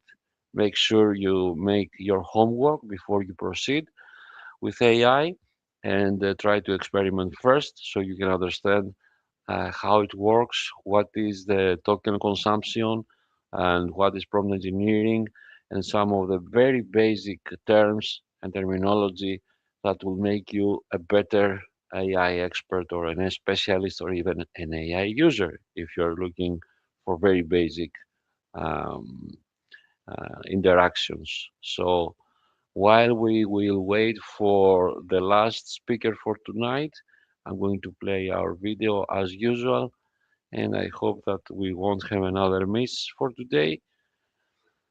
Day two, Azure AI Connect. Thank you everyone for being here today. I understand that in comparison with last year, we have seen more mature speakers, more, how can I say, more a step back. I'm noticing that our speakers are not the people that will say, yes, let's go and make AI or AI first and everything. No, I'm, I'm, I'm observing our speakers talking about, hey, take a step back, uh, make sure that you understand what AI does, make sure that you secure your organization, make sure that you use it when it is appropriate to be used and not for everything. And this is something that I really like and to see from our speakers this year.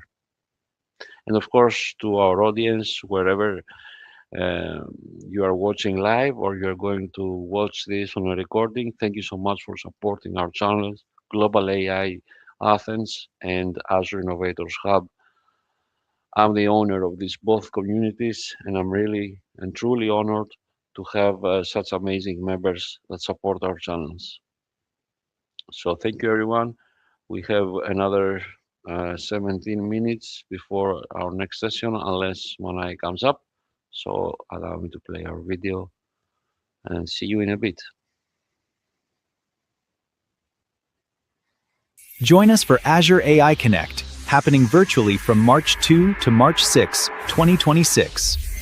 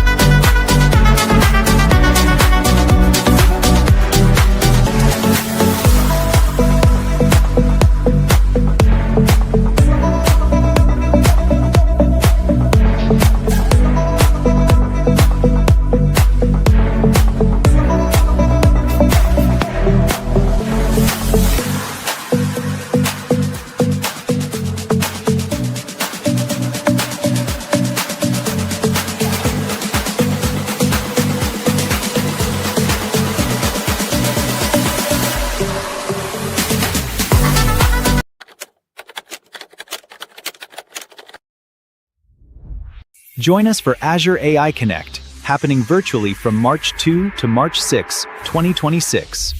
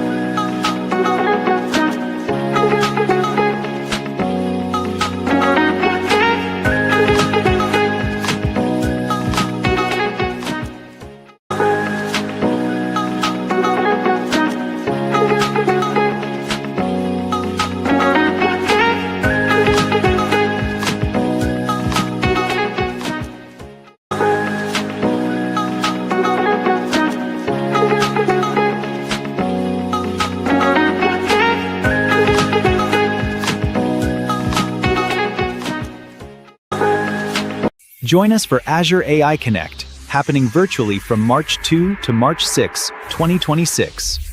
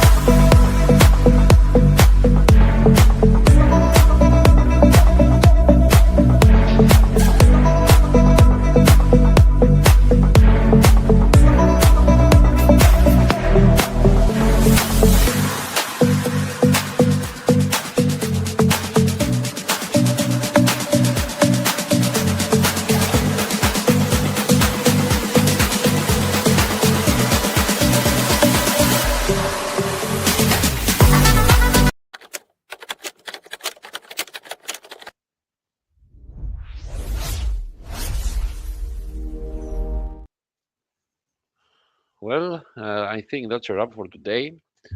I cannot find our next speaker, Manai, and I don't want to take your time by just and simply waiting since it was the last session for today. I think it's safe to say that it's time to say good night. Good night from my time zone. I don't know if Manai had an issue or whatever. I hope he's just fine. And these are minor, inconveniences in our life. I wish we had Manai, of course, and he had a very interesting session. The session was about empowering Copilot with explainable AI, enhancing transparency and trust. Quite important. And as you have seen, we are not very strict on selecting sessions about Azure. This year, I just wanted to allow people to express themselves since we are over the rolling time where AI has been really integrated into our lives and we have all touched it one way or another. So I would like to hear from our speakers from different backgrounds, different expertises, and different technologies, of course. That's why this year we're not strict about AI and Azure. We are a little bit more expanding into Microsoft ecosystem and other technologies here and there. At the end of the day, everything is connected to Azure or most of it. And maybe I can create a session for us if I will recommunicate with our speakers. So if we have someone that's not sure about delivering, I will just remove them and maybe I take over to explain how infrastructure of AI delivers, how this thing works as close as we can get to the final stages of computing power, memory, CPUs, how this thing works, how we are able to, utilize this immense software power, but with the cost that it comes, and that is the hardware cost and the hardware power that, makes the models so efficient. So maybe we can do this, but I need to recommunicate with our speakers and see if there is an empty space for us. I'm sorry for our two misses today. I didn't have any communication from the speakers, so that's all I could do. I try to find them around in social media. I, of course, sent them emails.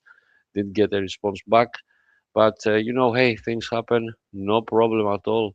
Uh, I would say good night, good morning, good evening, wherever you are. Thank you so much for joining or watching the recordings. Azure AI Connect Day 2 is a wrap, and we're moving for tomorrow, Day 3, same time, 5:30 p.m. Eastern European time. Uh, Take care, everyone, and thank you. Bye bye.